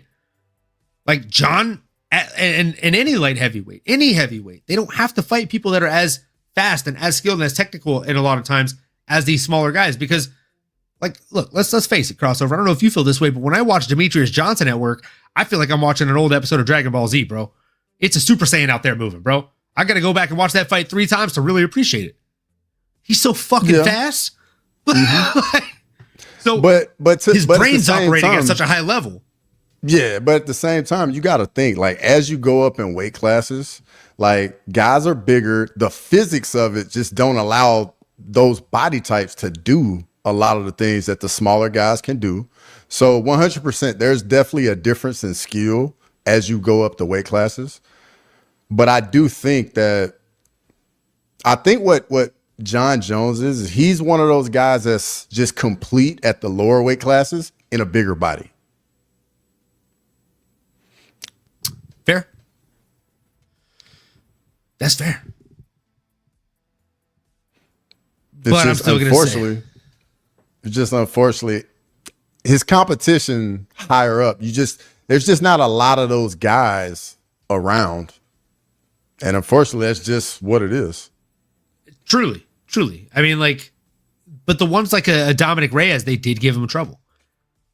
I don't know that a 125 Dominic Reyes would give Demetrius Johnson even a shadow of a doubt in there. But true, you're not wrong. That's like why I'm saying like Demetrius Johnson is, when I think of like an architect in there, DJ is probably like my arguable GOAT. As much as like the AKA bias makes me want to be like Khabib, it's like Demetrius Johnson is that guy for me. Yeah, DJ is my number 2. Oh, who's your number 1? John Jones? Yeah, that's fair. They're interchangeable, depending on how you're talking about it. Yeah, like I definitely respect DJ at 1. Like I have no issue with that at all. Like it definitely holds water for sure. Absolutely. And I don't want to keep putting this off. So Making the Walk said, did John's performance make you feel better about how he would do against Tom Aspinall or worse? I'll keep it very short and sweet here. I will say it made me feel worse about how he would do against Tom Aspinall. I mean, the fact that the fight went outside of a round, the fact that it went almost 4 rounds or almost 3 full rounds for that matter. I don't know. I think Tom would give him a lot of problems out there, and how fast Tom is would prove to be a problem. Just looking at Tom's footwork, his movement, his mobility compared to Stipe's, yeah. I'm not saying Tom would go out there and obliterate him, but it definitely gave me hope that Tom could beat him. What were your thoughts, Crossover? So this fight didn't sway me one way or the other. Like, this fight pretty much went how I thought it was going to go. It was just going to be one-way traffic for John. But moving forward, like the Aspinall fight, like I know a lot of people think Tom just dominates John. I'm sorry, people, but that does not happen. That does not happen. Like, yes, Aspinall's got all these skills, but what a lot of people fail to realize, Aspinall's never fought anybody like John Jones either. Like, I completely agree with that. John Jones is still going to be the longer fighter. John Jones is a dog. handles adversity when he gets in there. Like, let's say Aspinall lands something, John Jones is not gonna fold. He's not gonna break. No, Jones has a veteran mentality. Absolutely. And I think a lot of people out there, the way they just talking about it, like, you got to give this man his respect. Like, like you can think Aspinall can win the fight, and I think Aspinall can win the fight. But John Jones can win the fight. But John can win the fight too. Yeah. John's disgusting. Absolutely. The way that he does this shit and then slices in with the fucking elbows, like, it's nasty. And because you're so focused on one thing, like, you don't see the other ones coming. He did that to Rashad. Rashad was literally like my first favorite fighter. It was sad. Broke my fucking heart. It's probably the main heat behind why I don't like John Jones. But he's disgusting with it, bro. Like, even if it's someone I don't like, I can respect them and say, like, this dude is really good at what he does. Not only that, he's really great at what he does. I just think that Tom gives him a lot more trouble than anybody he's fought in the last 5 years. Fair. And I think trajectory-wise, it's perfect. I think if this was 6 years ago, 7 years ago, and John was like, you know what, I'm going to go up to heavyweight. And then it didn't take him 3.5 years to do it. Like, this is probably a different fight. This is a different conversation. I'm probably leaning more towards John Jones. But at this exact point in their careers, I think if you run this fight 10 times, Tom wins at 6. So again, like, I think John has paths to victory here. I just think that Tom he's going to be a tough matchup for him, man. And again, just like you said, I think it's competitive. I don't think it's ever one way. If you run it 10 times, I don't think it's a first, second, third, or even fourth round finish. I think it's something where both guys are going to be introduced to who they are. As Dustin Poirier likes to say, like, adversity introduces a man to himself. They will get introduced to themselves on that night. Both men, not just one, both, John and Tom. And the winner is going to be the one that has learned to answer that door. And to your point, John has answered that door a lot more often than Tom has. So I think it'd be a really, really, I think that's deep down why I want to see it so badly. I want to see what happens when Tom is forced to answer that call. Does he get up the same way that John did against Gustafsson? Because the thing about it, Aspinall hadn't been to championship rounds. No. Shortest average fight time in the UFC. What happens when it's the second, third, fourth round? And you watch tape on that guy crossover. Yeah. And this is a natural heavyweight. And I don't know. I kind of have a little theory in heavyweight fights. It's either going to be a first round finish or it's going to decision. Because after one round, the cardio is gone. So you take the under 1.5 or you take the over fucking 4. Exactly. So my question is, how does Aspinall look in the second round? How does he look when he starts to get a little fatigued? Guess what? That speed is going to be gone. It's not going to be there anymore. All those shots that are fast and crisp, they're going to be labored. They're going to be a little wild. And I think a lot of, like, that's something that is unanswered. You know what I mean? Like, every part of John's fight game, we know what it's like, except him on his back. That's literally the only piece of his game we don't know anything about. But I'm willing to bet it's pretty good. I could be wrong. It's pretty good. But I think it's pretty good. I could be wrong. I think you're probably right, my guy. I think you're probably right. Man. Let's get through some more of these comments real quick. Let's see here. Lazy Bed says, if his next bout isn't a title unification bout, the heavyweight title and mantle of baddest man on the planet becomes a participation trophy paperweight. Oof, not wrong. If Jones fights Poatan, he will wrestle and sub him. I agree, Anakin. You're definitely not wrong. He's going to use the dark side. Let's know. Lane, John going to get his FU money for Tom. I mean, yeah, he has to. Right? As he should. He's a world champion, and he's one of the best of all time. So why shouldn't he? Would you rather see him have a tough fight with Tom? Or would rather see him have a tough fight with Tom? All of us. That's what we all want, Anakin. Sean Moody said, yep, because he'd be a 3-division champ. Yeah, absolutely. Do not want to see John versus Alex, says Lane. Me neither. I truly don't care to see it.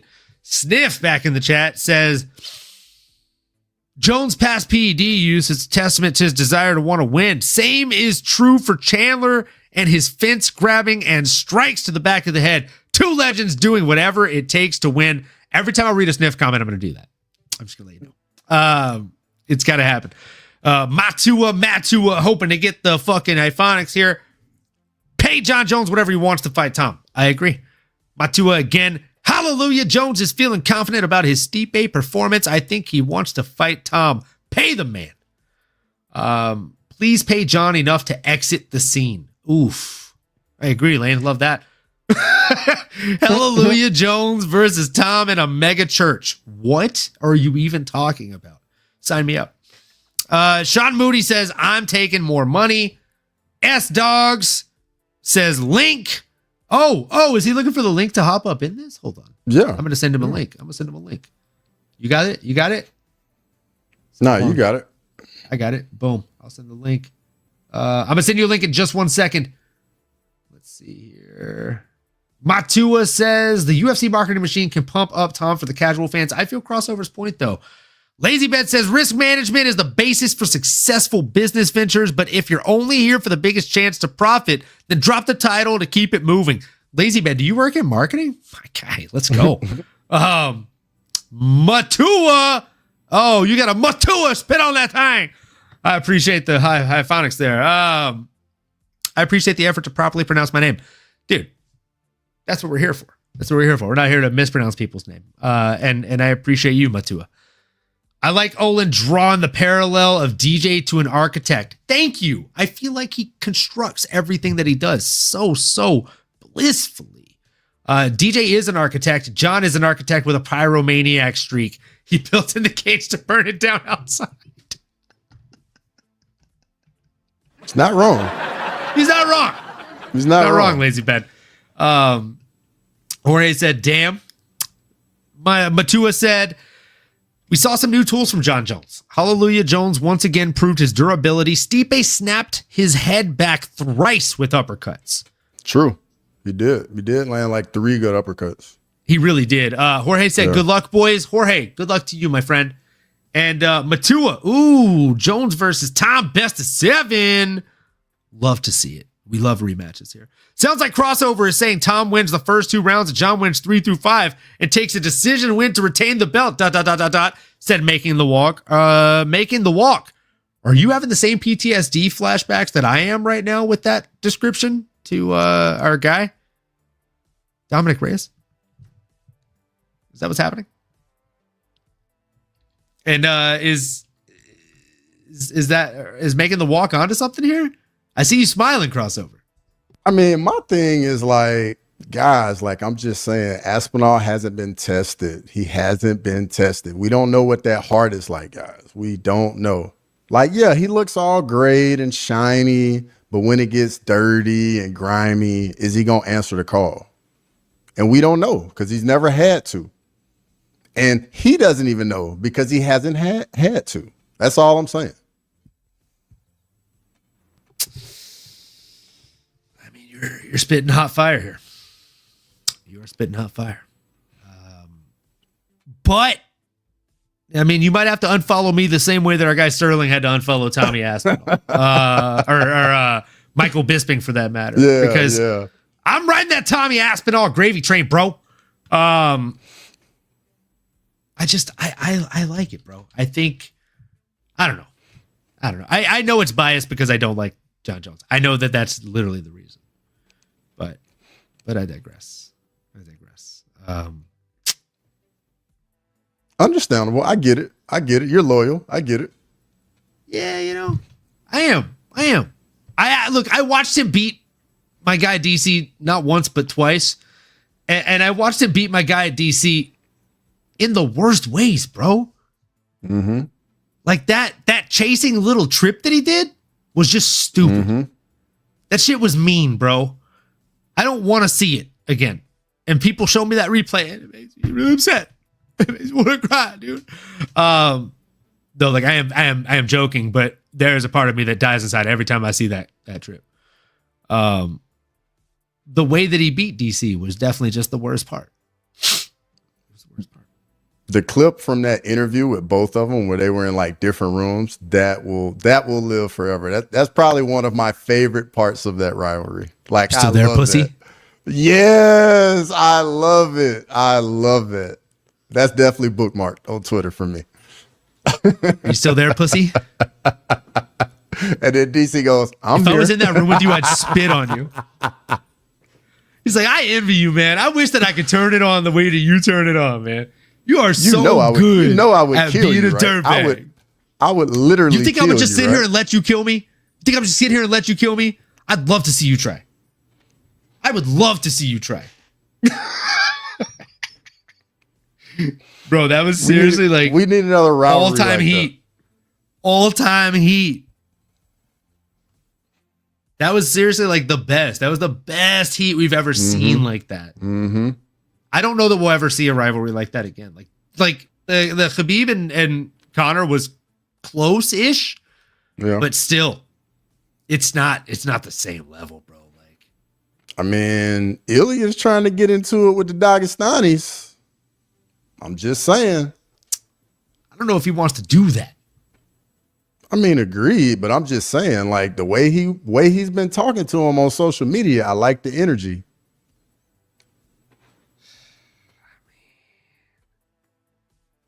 Again, you're not wrong. You're definitely not wrong. Oh man, let's see what people are saying in the comments about this. We already did that one. The Church of Jones, 100%. Let's go, Lane. Chama. Making the walk. I just rewatched that DC Jones fight last night. Why would you do that? Because I needed a laugh. Wow, that's fucking mean. DC was on Benny Hill mode trying to avoid that finish. Making the walk. I literally I actually thought that I liked you. I thought that we were boys. I thought that we were friends. And it turns out that I actually don't like you at all. And we are enemies. We are mortal enemies now. Damn. That was hella mean. But I mean, if you're a John Jones fan. I understand. Matua said more dust-ups at the press conference. Yes, please. Mm-hmm. As Conor McGregor says, sign me up. Lazy Bed here, as always, don't fire. One of the few press tours where you could feel actual vitriol. They wanted to eat each other's throats. Yeah, I think the closest to that, actually, now that I'm thinking about it, literally the word vitriol made me think of this. Dominic Cruz versus Cody Garbrandt. That was a fun presser. And I really thought that Cody was going to come in there like a madman. Like a fucking madman. But instead, nope. He came out there like a calm-headed, cool fucking killer. And just disgustingly dismantled Dominic Cruz in one of the best fights I've ever seen in my entire life. Yeah. Speaking of which, Dominic Cruz wants a fight. Again. Yeah, I did see that. I think that's the fight we need to see. That rematch. I got another one for you. Jose Aldo. Okay. I mean, I kind of had a feeling that's what you were going to say. And I'm still not mad at it. I'm still not mad at it. I do like both fights, though. I do like both fights. I think the Jose Aldo fight would be nasty. I think the leg kicks would really cut down on the footwork and the movement and the ability of a Dominic Cruz, but man. That'd be a tough fucking fight. But it sounds like, going back real quick to John Jones, you don't want to see John Jones versus Poatan, do you? You do. I know you agree that if you're John Jones, you take that fight. Oh yeah, if I'm John Jones, for sure, absolutely. Give me my money. Give me my money, absolutely. But this is the only reason why I want to see it. Like, the stakes that just would be on the line would just be so high, so immense. If Poatan wins, he literally speed ran to the GOAT in like 3 years. You're not wrong. I'm not saying Poatan will win. Clearly, I know John's got a clear path to victory. Aspinall is definitely the tougher fight. I would enjoy that as well. But with Aspinall, it's unifying the belts and beating the next generation of heavyweight. Okay. Well, So you're with just the saying it po- feels so very uniform. Yeah, I It feel just feels like the another day at the stakes- office. Absolutely. Absolutely. Just like John says it. Like, I get it. Like, the fans, we want it. We want to see it. And I'm right there with everybody. But which one of those fights do you think could like be massive? I mean, which one is going to sell more tickets? Which one's going to have more asses in seats? It's obviously going to be the one, the only fucking Poatan Chama. I mean, this dude has not had to learn English and instead has millions of people saying a word that, like, I mean, hundreds of thousands of them don't even know what the fuck it means. Facts. It means let's go, by the way. Let's go. It's basically how they say it. So I've been saying Chama for a long time, dude. Just in American. But, you know, Chama, to all the Poatan fans, I'm one of the Poatan fans. I think this guy's something special. It took me a minute to get on the bandwagon because I was an Adesanya fan, big Adesanya believer in the beginning. But we out here. We out here now. And speaking of being out here, folks, I think we might be having a little bit of a technical difficulty.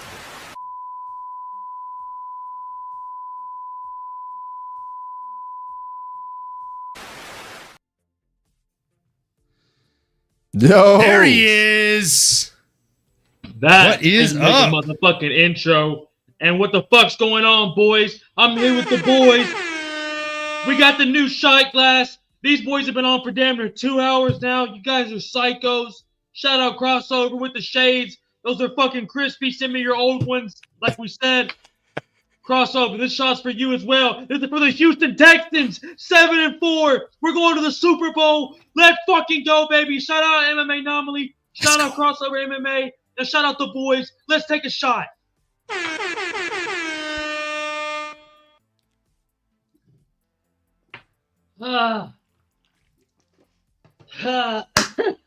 Let's go.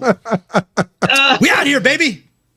I'm from the projects. Shout out Crossover. I have 7.6 Nigerian inside my blood right now. I'm feeling pumped. I don't know what you boys have been talking about. I caught some of it. We just got back from the gym.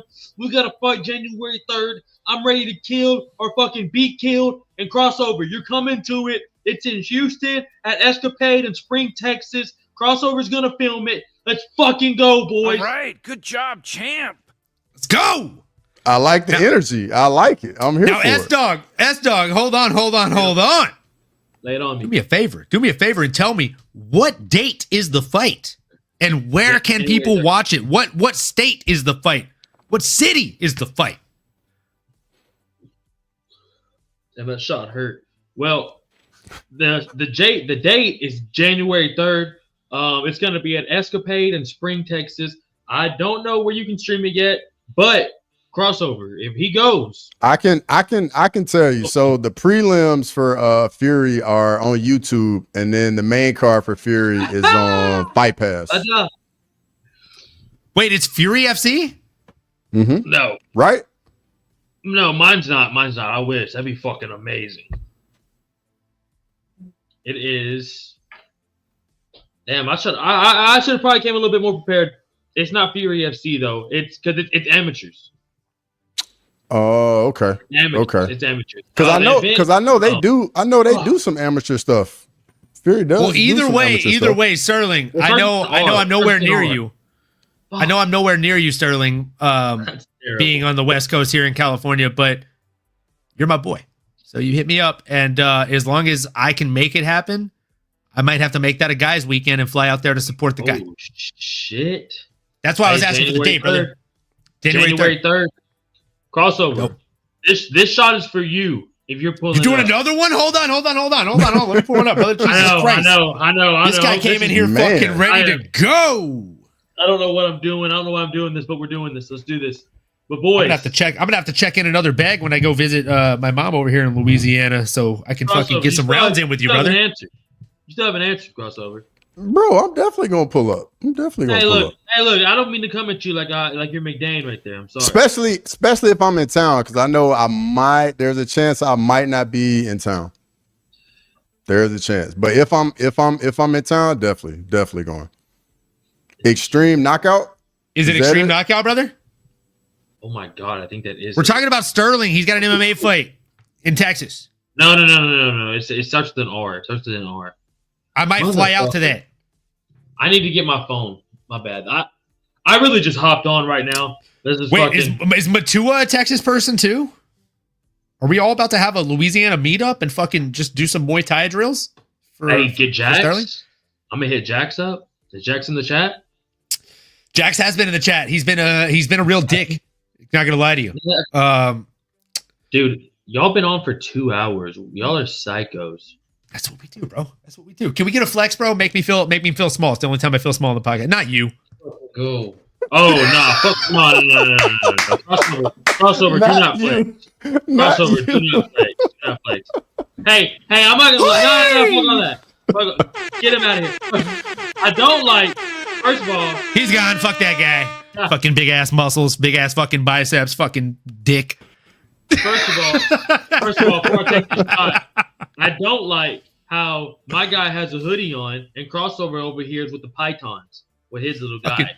All right, Savs flex.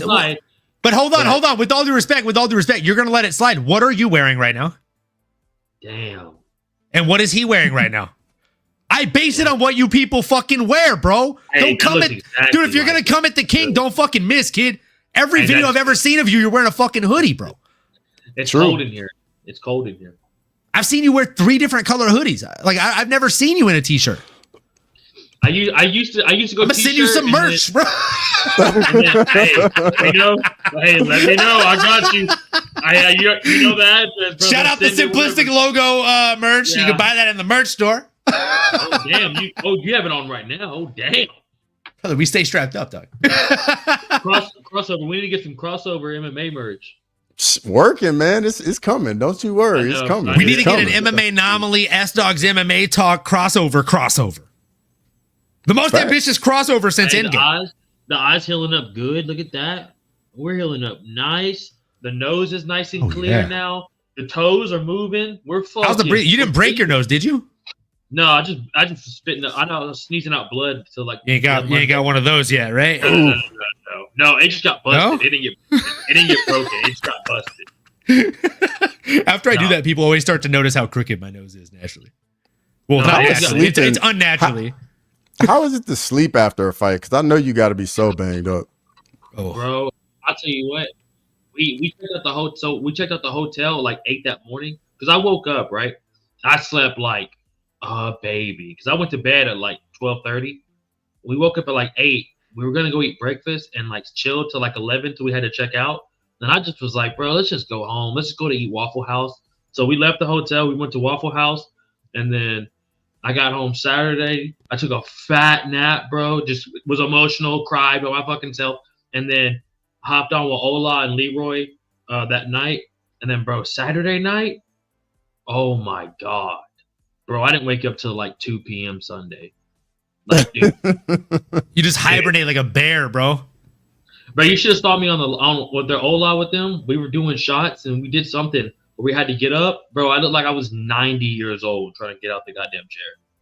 This dog needs to know. I'm here, baby. I'm ready to go. We out here, baby. Fuck. I'm scared. Shout out Cobra Kai, winning the Senkai Tekai. There we go, baby. For the hood. You got to get a chaser, Sterling. I know. And shout out Baja Blast, man. It's like the best reason to go to Taco Bell, and now they have it in cans sometimes, every now and then. It's the best. It's the best. Crossover. I know you don't drink, but that was for you. I appreciate it, brother. I don't know if I'm doing 3. That hurt. But that was for you, brother. I can't believe. What have you boys? Were y'all logging off right here? Did I just join at the end? Like, I can't believe y'all are still live right now. I mean, look. We were. I'm not gonna lie. We were gonna end about 15 minutes ago, maybe like 10 minutes ago. But I saw you say tag you in and send you the link, so I sent you the link, and I've been stalling for like the last 5-ish, 10-ish minutes just to get you here. But now that you're here, like I feel like it would just be like abrupt and just rude to be like, all right, now that he's here, fuck him, we out, guys. Have a good night, peace. And I know y'all must be hungry and tired as fuck. I was like, damn. But I haven't eaten dinner for sure. And I did a few shots without you, for sure. But you know what? Boy, so we're here, brother. And I mean, we'll be doing a few shots together in the South, baby. You heard me? That hurt. Hey, but yeah, we got to get you some chaser, man. Also, hey, I'm not gonna lie to you. I want to be gangster right now and hold that in, but wow, that got me way worse than I thought that was gonna. But look, it's okay. You're gonna be all right, kid. No, I'm from the hood. I'm from the projects. I'm good. I got 7.2% Nigerian in me. I'm 6'3". But listen, you shouldn't say those things right after one another. It makes it seem not appealing. Listen. The chat has no idea that this is an inside joke. The chat is like, what is he talking about? It's an inside joke, chat. It is an inside joke. It is an inside joke. Thank goodness. The Nigerian part is not the 6'3" part. That's real. But listen, I'm 2%, not 7.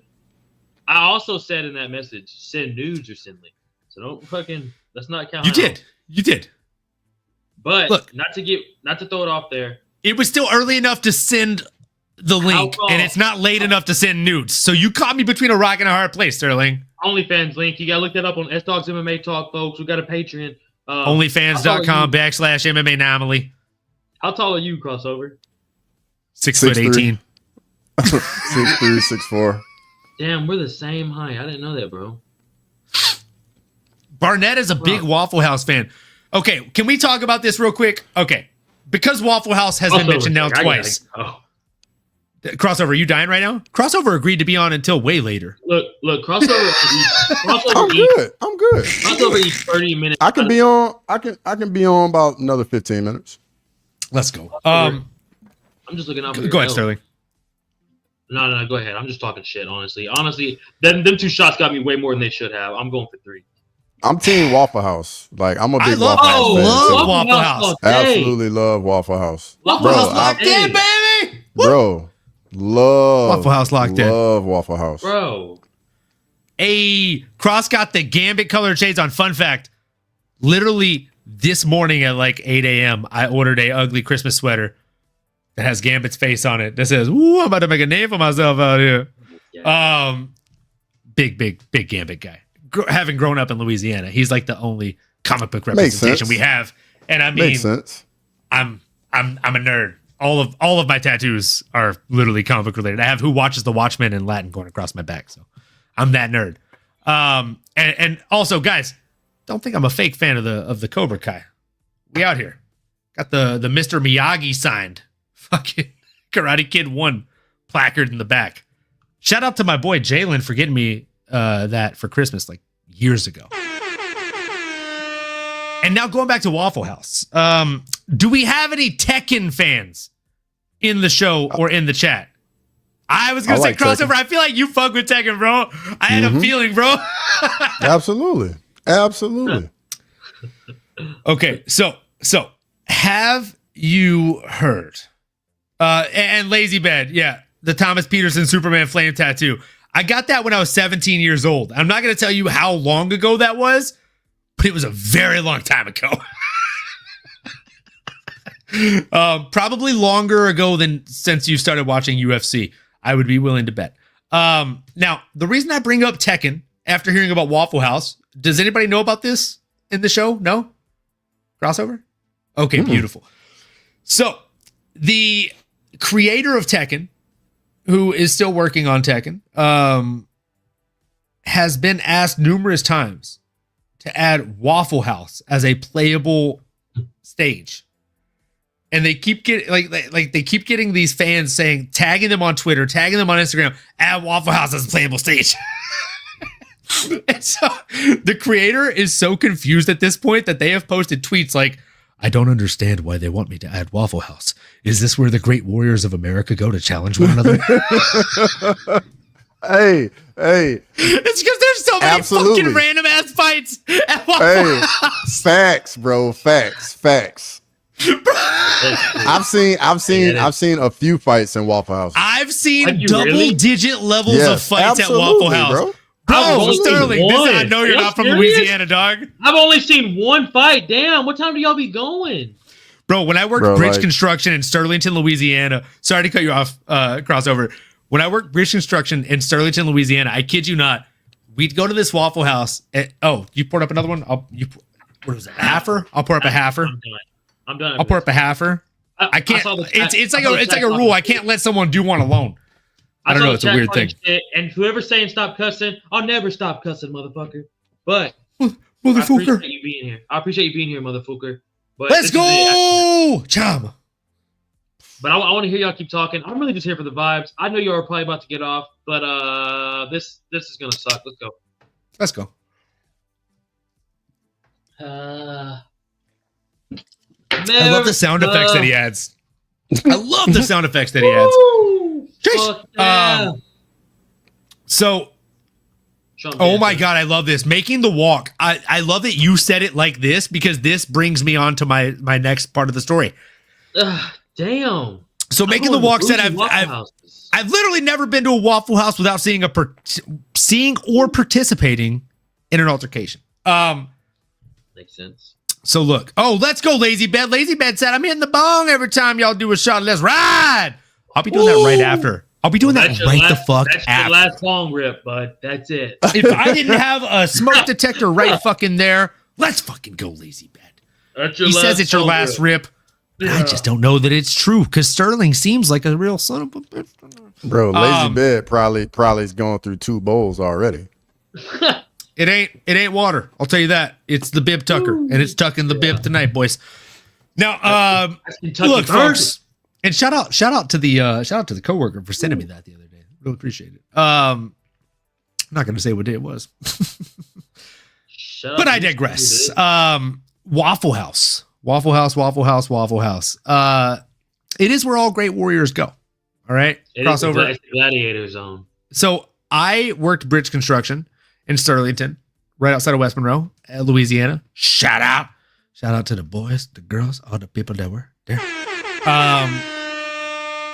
There was literally one dude. His name was Jason, and he would work the Waffle House from like probably 6 to 9 a.m. by himself.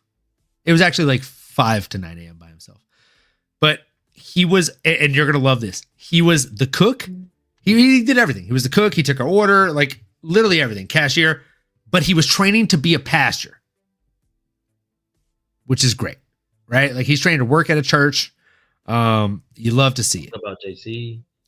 And I saw this dude get into 2 fights in the year I worked bridge construction at a Waffle House. People would start talking shit. And like, what's funny is like, he wouldn't start the fight and he wouldn't even be in the fight. Both fights I saw Jason get into, the fucking cook, chef, cashier over at Waffle House, this guy would wait till people get into a fight. And he'd walk up and be like, all right, you guys go ahead and cut it out now. We're done here. And they'd be like, just still fucking throwing. And then Jason would be like, just fucking like knock both guys clean. And then when they wake up, he'd be like, you go ahead and pay your tab and you get out of here. You don't do that shit again. You understand me? Like, he was nasty with it.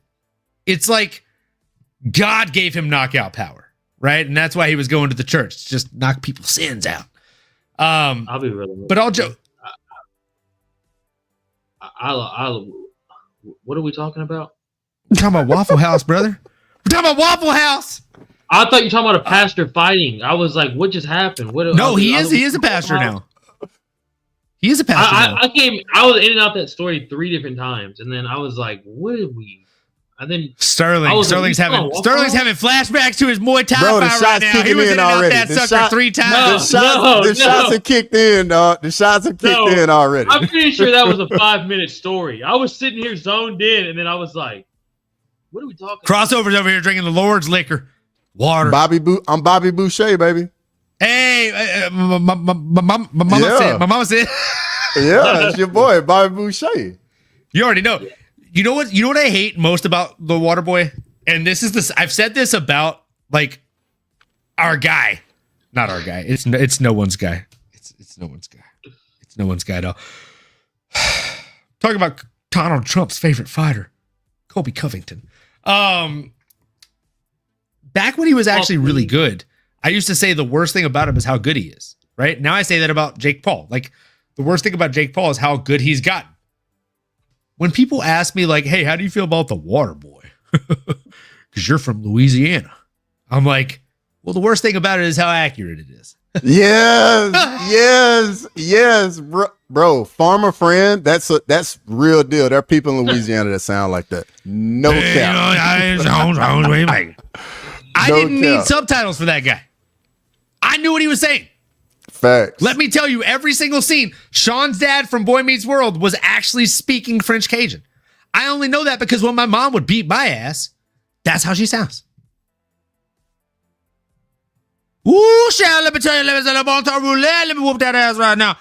Like, she'd beat the fuck out of me speaking that fucking mixed English, French Cajun bullshit, bro.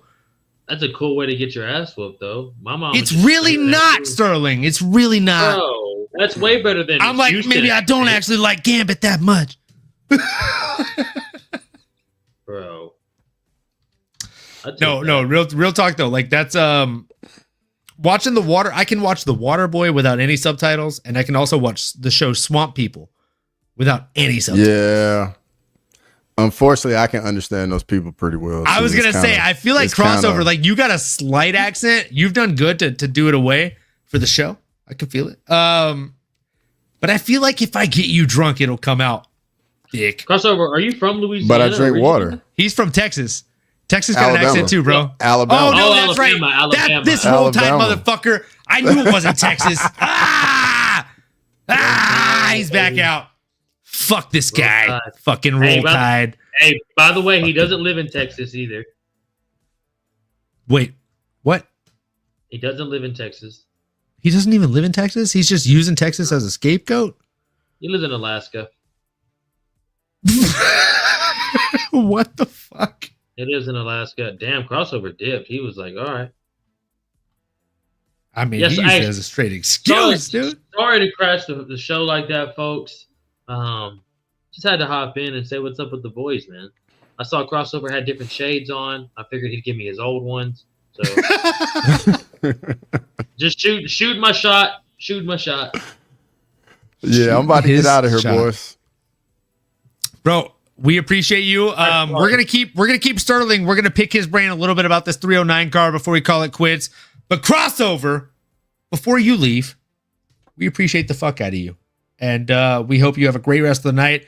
Please, if you're not already subscribed to this young man, make sure you subscribe to @Crossover MMA on all platforms, folks. You already know what it is. All the air horns for this guy. Can you hit him with one more bicep flex? Not both. No, I don't want to hurt these folks. No, hit him with one more. It. Hit him with one more Right, crossover. I got you. No!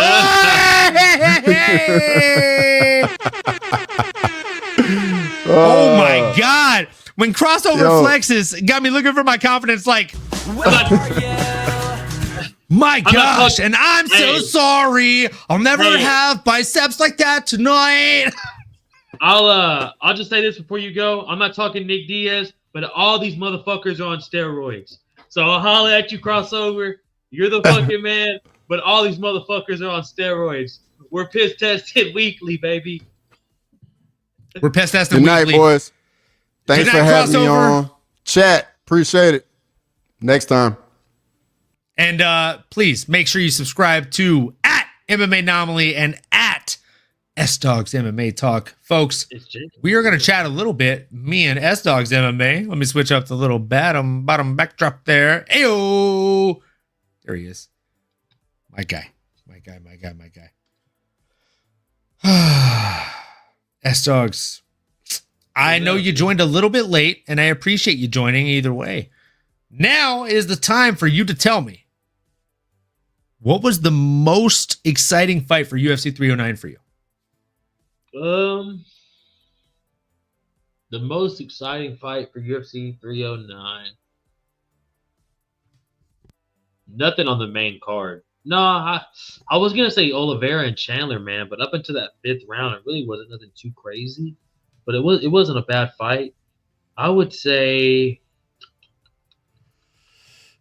probably Jim Miller. No, you know what? Oben Elliott versus God damn it. Who did Oben fight? You're muted, brother. Oh, Bon Elliott was in there against the motherfucking man, the myth, the legend. I'm blanking out on him. I'll tell you. Fuck. Why can't Basil I remember? Hafez. He's the guy that tested on short notice to fight JDM. You know what I'm talking about. Basil. That was probably the. Every time I hear or see his name, can I just tell you that I think of Austin Powers? Basil. Basil. Yeah, it took me a second. I was like, I think his name is. I think you say his name Basil, but I always want to say Basil. Basil Hafez. Basil. Come on, Basil. He's fucking huge, man. Those dudes are huge for 170, bro. Those dudes are fucking monsters. Both those dudes are units, and that was a great fight. Ow. Austin Powers with Beyonce? Yeah, man. Gold member. Matua. That's the best one, son. I'm so used to saying Matua, I'm gonna have to like get used to saying Matua. Smoking a pancake? And S-Dogs, it's Matua. Okay? Oh, it's Matua? Matua. Yeah, I've been butchering that for a couple lives. My bad, bro. For a great number of lives, I've been fucking that one up. Yeah. And that's the thing. Like I'm very, very bad with messing up names myself. And also like I get my name messed up very, very often. Mm-hmm. So I just wanted to make sure that I am actually saying Matua's name right. And they let me know that it is Matua. And I actually just pinned that comment so that way people can see it. And I also threw it up on the screen there. I asked for the hyphonics of it. It is Matua, folks. Much like my name is Olin, not Owen. And Sterling's name is Sterling, not Serling. Right? Real quick, though, my laptop just popped up. I got 5% battery, so I might be back real fast. Brother, you need to get that charger like it's nobody. I was about to say, I don't know if you're ending or not, but if not, I can be right back real fast. Y'all been on for 2.5 hours. That's insane. Shout out everybody in the chat too. Get it. Go get that charger, brother. We out here. Back. We out here.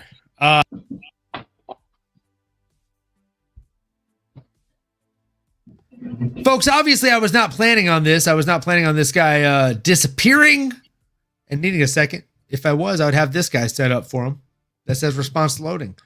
But I don't. So I'm going to have to set that up when he's going through his next little breakdown here. Now, we don't officially have Sterling planted for next show, but we very well might have him on. And if we do, I'm super excited about it because this guy is really, really fun for these breakdown shows. And, man, either way. Fatality. On the shots, am I right? So, let's see here. Sterling Sharp. Tom wins. He hasn't played all his tools. If Tom wins with something we haven't seen before. I agree. I definitely agree. If Tom wins against Jen Jens, he definitely wins with something we haven't seen before. Sterling. If Tom does win, I'm assuming you think he gets it done by something we haven't seen before as well.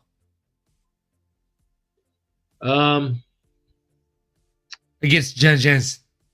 I just don't see it being a finish, bro. I was trying to think of like any other way. I don't see him finishing John Jones. If he did, it'd be by submission. Oh, you see, exactly. I see him rear naked choking him.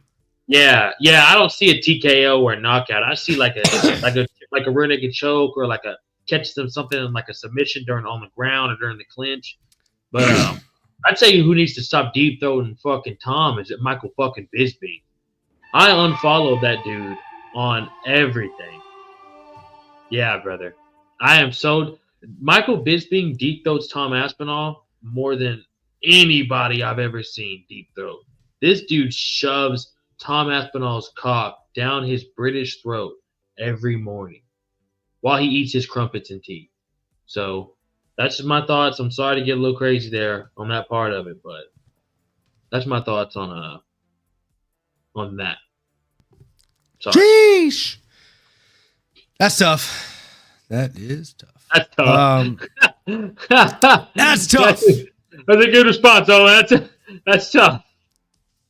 That's tough. I'm gonna have to clip GC Connor Burks saying that on the Helwani Show, because I've said that's tough or it's tough for years, and this guy has like made it his line to where Helwani has a clip of it that he plays on his little like Jazzadavicious fucking style fucking voice clipboard here, right? He's like, it's tough. So I'm gonna clip a different version of that. But here's the thing. I think Tom wins. Matua said, if Tom wins by something we haven't seen before. And then Matua says, with Gordon Ryan as a training partner for John Jones, does that nullify Tom's jiu-jitsu arsenal? Nah. Because the difference between Gordon Ryan and Tom is Gordon Ryan isn't contractually allowed to punch John Jones in the face when they're training jiu-jitsu. It's kind of like Ronda Rousey's old partners. They're not allowed to do the old Brutality when it comes to sparring. So they got to hold back a little bit. And I think that's where Tom comes in. Look, shout out to Crossover MMA. I know he's a big John Jones fan. But give me Tom in this one. And it sounds like my hoodied friend here is in the same boat. I just can't believe you've done this stream now for over 2.5 hours. You are an absolute psychopath, but I fucking love it. I love it. The fact that you can, thank you. The fact that you can talk MMA this long and continue to go with this enthusiasm, brother, I don't think people understand how hard that is. But if you love what you do, never work a day in your life. But let's also, fucking go. But also, to what you were saying though about that, I 100% agree with you, bro. Now the fight's probably not gonna happen though until around this time next year, I think. So we got a long time to really just talk about how it goes. Unless you think it happens earlier, I think this fight's gonna happen 6-8 months, maybe longer down the road. Probably a year from now, we get the fight. I agree. I mean, John Jones, like one of my most watched videos on my entire YouTube channel is shout out John Jones pulling out against Stipe Miocic the original time. We were supposed to be there, folks, for International Fight Week. Not this year, last year. So Pick. It's been a journey to get John Jones back to the cage, and as Joe Rogan would say, I understand. But I mean, at the same time, like you're already a heavyweight, so make it happen, kid. I think he's truly waiting to get more tape on Tom Aspinall. But with that being said, folks, I think Tom Aspinall beats him, and I don't want to keep stalling. I don't want to keep dragging you folks along. There's 40 of you right now. 34 of you are watching on Twitter. All 34 of you, at least half, please do us a favor. Go to youtube.com. Look up at MMAnomaly. Hit the subscribe, like, comment, smash that bell for notifications. And then right after that, do the fucking same for S-Dogs MMA Talk, right, folks? At MMAnomaly, at S-Dogs MMA Talk. Make sure you like, subscribe, smash that bell for notifications.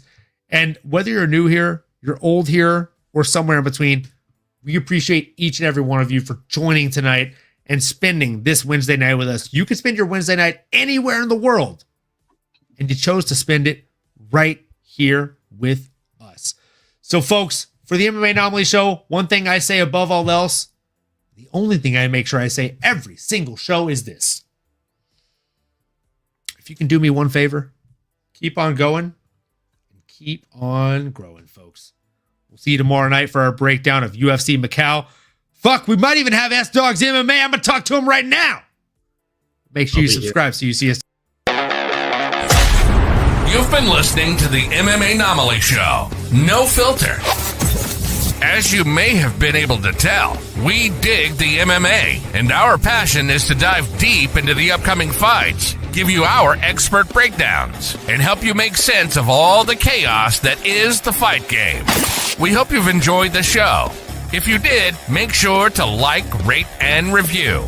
We'll be back soon, but in the meantime, make sure to find us on YouTube, Twitter, Instagram, and Twitch at MMAnomaly. Be cool, and we'll see you next time.